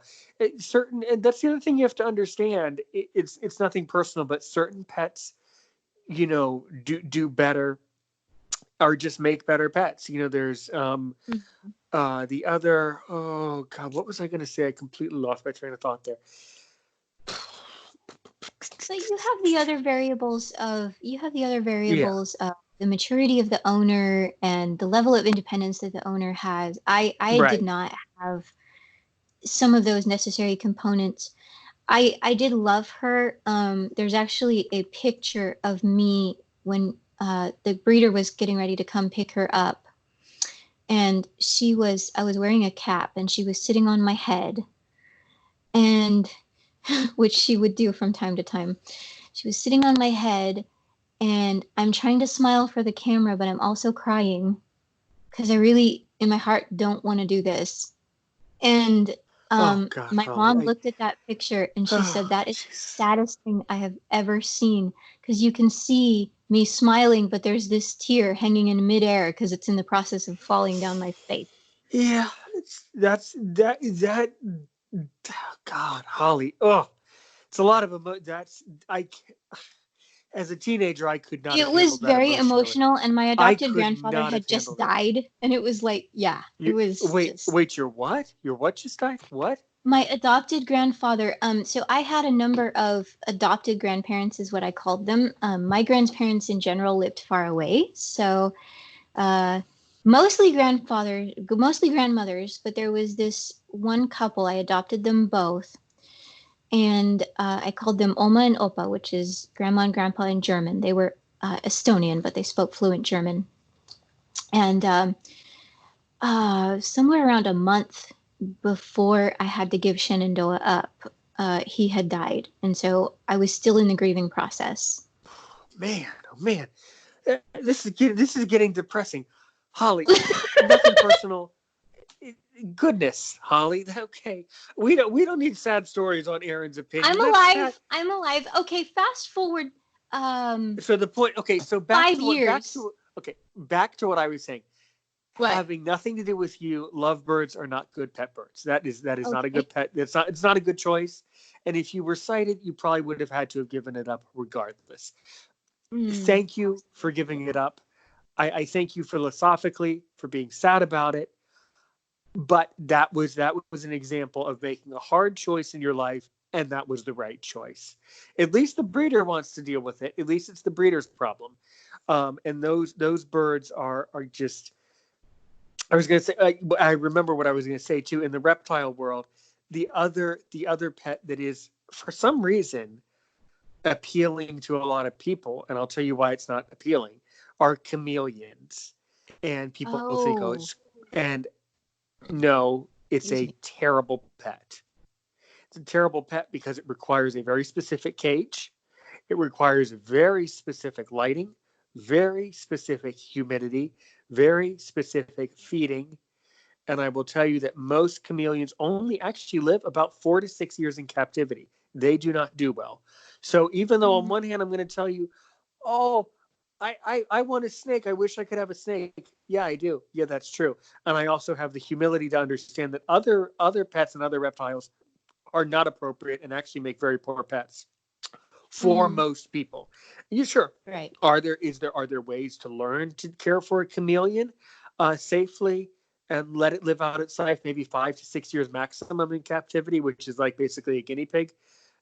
Sure, that's a really bad choice for a rep. That's a really bad. So there are some choices that are super bad choices, and there are some choices that are significantly a better choice. Significantly better. I'm not saying that any reptile is perfect. And by the way, am I saying that people should never keep chameleons? No. If you know what you're doing, fine, go keep it. But number one, they're really expensive. They don't do well, and they don't live very long for all that effort. That's fine. Again, with the lovebirds, if you know what you're doing, keep it. But personally, there are much better choices, and there are some other birds that do a lot better. And with the noise level, if you want a bird it's a different type of thing. Noise and sound are two different things. Noise. Little birds can be very, very noisy, like a little chihuahua. They want to make noise. But the bigger birds are less noisy, meaning they make sounds less frequently. But when they do make a sound, it's bone chilling loud, is what it's described as. It like you actually feel your ribs vibrate. It's so loud. So birds are really fascinating and quite scary creatures, actually. And they're not friendly. A bird is not a friendly creature. Actually, a lizard or a snake is a lot more personable than a bird. A bird just wants to kick you, and a bird is a very, very actually very unfriendly creatures. Actually, so that's my theory. So yeah, it was so funny. One day I had to clean my mini blinds, and my dresser was under the window. And so I had to get up on the dresser in order to clean my blinds. And the dresser was next to the cage. And so I had my foot hanging off the dresser. And she decides to reach out and nibble my toe. It was so funny.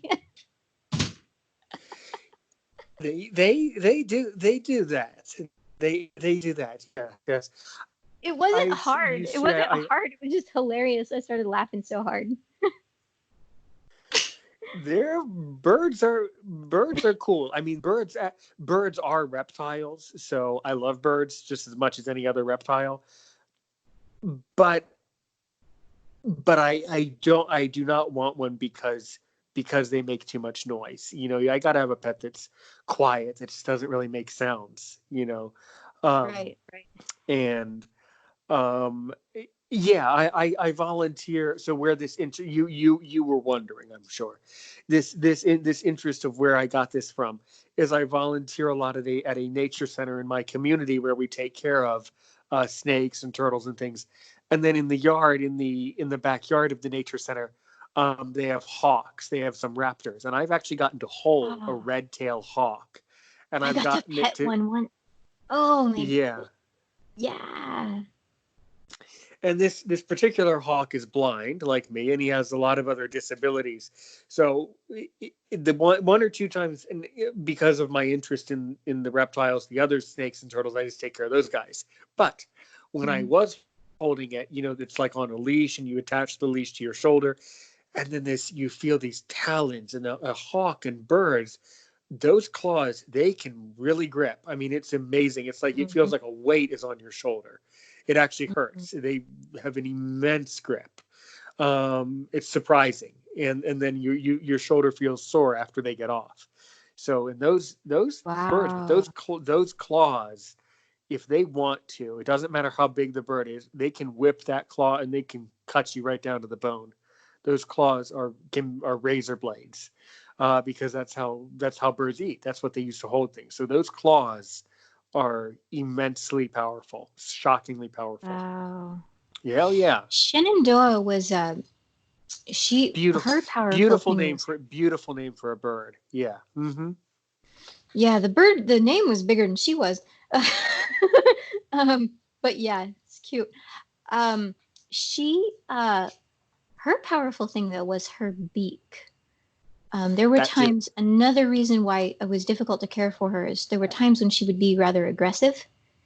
Um, Yeah. and so she bit me once and raised blood blisters on my wrist. Mm. Mm-hmm. And that was probably the only time where I found her to be a little scary. Um, Yeah. Mm-hmm. was when she did that. And so, it just, looking back on it, was a really difficult thing to do at the time, but looking back on it, it was.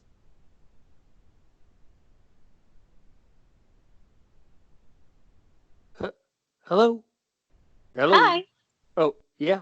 We lost you there. Looking back on it, it Oh, was, yeah. it was the right decision. Yeah. And it was the appropriate thing to do. And if we fast forward 5 years, the one success that I really had, besides having a guide dog, I mean, he's he's been, I guess, if you want to talk about an animal success story, considering the health issues he has had and stuff, and I give God full credit for this. But anyway, uh, the other success story has been guinea pigs. I had a pair of male guinea pigs. They were brothers, which, if you're going to have two males together, the best thing is to either get them when they're babies, so they're raised together, or uh, for them to actually be litter mates, Yeah. because male guinea pigs have difficulty getting along in a lot of cases. Mm-hmm. So Yeah. I did a lot of research before getting them. And I would have preferred females because of that issue, but Mm-hmm. the breeder only had males available. And I didn't get them from a pet shop Good. because the breeder was cheaper and for a host of other reasons. But yeah, I bought them from a breeder, and they were named Seamus and Ian. Seamus is Irish for James, and Ian is Scottish for John. And so my guinea pigs were James and John. That's interesting. That's Seamus. That's a good. Mm, That's a good name for a snake too. Seamus. Yeah, that's a strong name. Seamus. Mm-hmm. Mm-hmm. Yeah, I Yeah, see. and they were so cute and they were lovable. And I had owned a guinea pig when I was 8, and again, not enough emotional maturity to really have pets then, but we tried it. Um, and he had been purchased from a pet shop, and I suspect now, looking back, that uh, there were some issues there, because he was compared to the ones I got from the breeder, he was rather sickly in Yeah. some ways and different things. And he had this really funny, had to have been a mixed breed because his hair was the goofiest thing. My mom said he looked like Alf from that old TV show. And she was expecting Seamus and Ian to look like Bubba. And yes, that was his name. Got it from a TV show. Anyway, so she looks at them. She comes out to the car. My friend had taken me to pick them up, and she comes out and looks at him, and she goes, "Oh, they're cute. Like, oh my gosh, I can't believe it." And you want to talk about independent pet care. This is so hilarious. So the allergic reaction that I had that I was having during my home interview for guide dogs was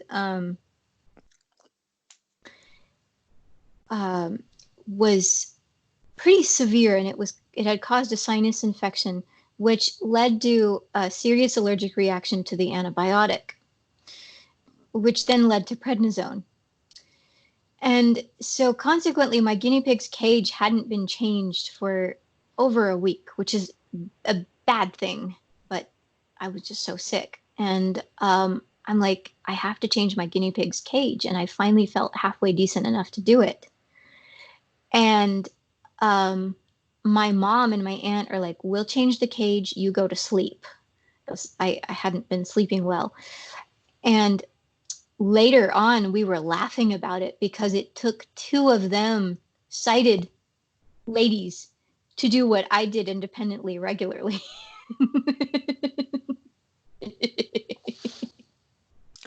I see. Mm-hmm.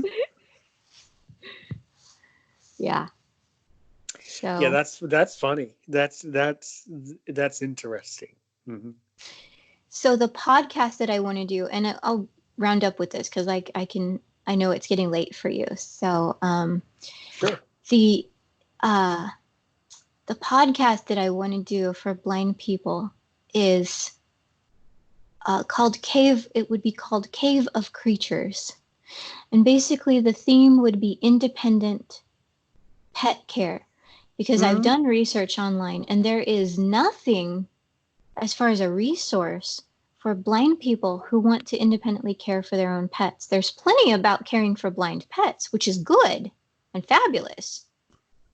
But there's nothing where you can have advice on how to care for a pet while being visually impaired or blind. And so Yeah. I think it would be cool to have conversations with pet owners and people who care for animals on how to do it without sight and how to do it well. Yeah. Holly, I completely support that. I completely support that idea. Consider me your first subscriber, because this is an issue that I just love to talk. I love talking about this. And I think other blind people do want to have pets, but are often intimidated by the care. So Yeah, it's intimidating. I think this is a great. I think this is going to be a great podcast. I want to come on it as a guest. So, so you should do that. Yeah, definitely. Yep, I've just got to find the time, and I've got to find at least some simple artwork, because whether we care about the artwork or not, the syndication does. So Right. Yeah, I don't worry too much about that. I have my picture, a nice clear picture of me, and that seems to be fine. So maybe I'll just have a picture of me with Ajax to start off. That would be magnificent. That would be magnificent. Hey, hi. You're all right. Yeah, Nani just came in. Yeah. Aw. Ajax is sitting here with me too. Yep. Yep. Hey, precious. Yeah. So she's 13. My dog is 10. Ah, I see. Yeah, Nani's 13. Right, Nani's 13. Yeah, she turns 13 on the 31st. Right. Wow. Ajax Mm-hmm. is 10 and a half, so his birthday is October 12th. Mm-hmm. Yeah, Nani is 31 March. Mm-hmm. Um, but yeah, I agree. I agree that this was a this was yeah. She's getting kind of bored. You understand she's not working anymore, and we're at Uh-huh. home a lot, so there's not a lot for her to do. She kind of needs puzzles and kind of needs things to do in life. One of Mm. those things, of course, to do, whether you're a dog, a python, or a person, is you can Is listen to doo doo. podcast. Is you can listen to podcasts Oh, like there's that. Aaron's, just like Aaron's opinion, where me, Aaron, talks about my opinion about the world and issues that blind people should be talking about today. Holly, it was a pleasure. It was a pleasure. It was truly a pleasure to have you on the podcast today. You did a magnificent job. Um, and I basically want to close it right here by telling everybody that you did a magnificent job, and I'm really looking forward to having you on my show anytime you want. And I'm looking forward to being on your podcast just so I can talk about reptiles. But that's another story for another podcast. As as Yeah. as I as I always like to say, I do need to get going. So let me just give the closing. Thank you so much. As we say, as I like to say on my podcast, thank you. Come back soon. Have a good day today and a great day tomorrow. Bye, everybody.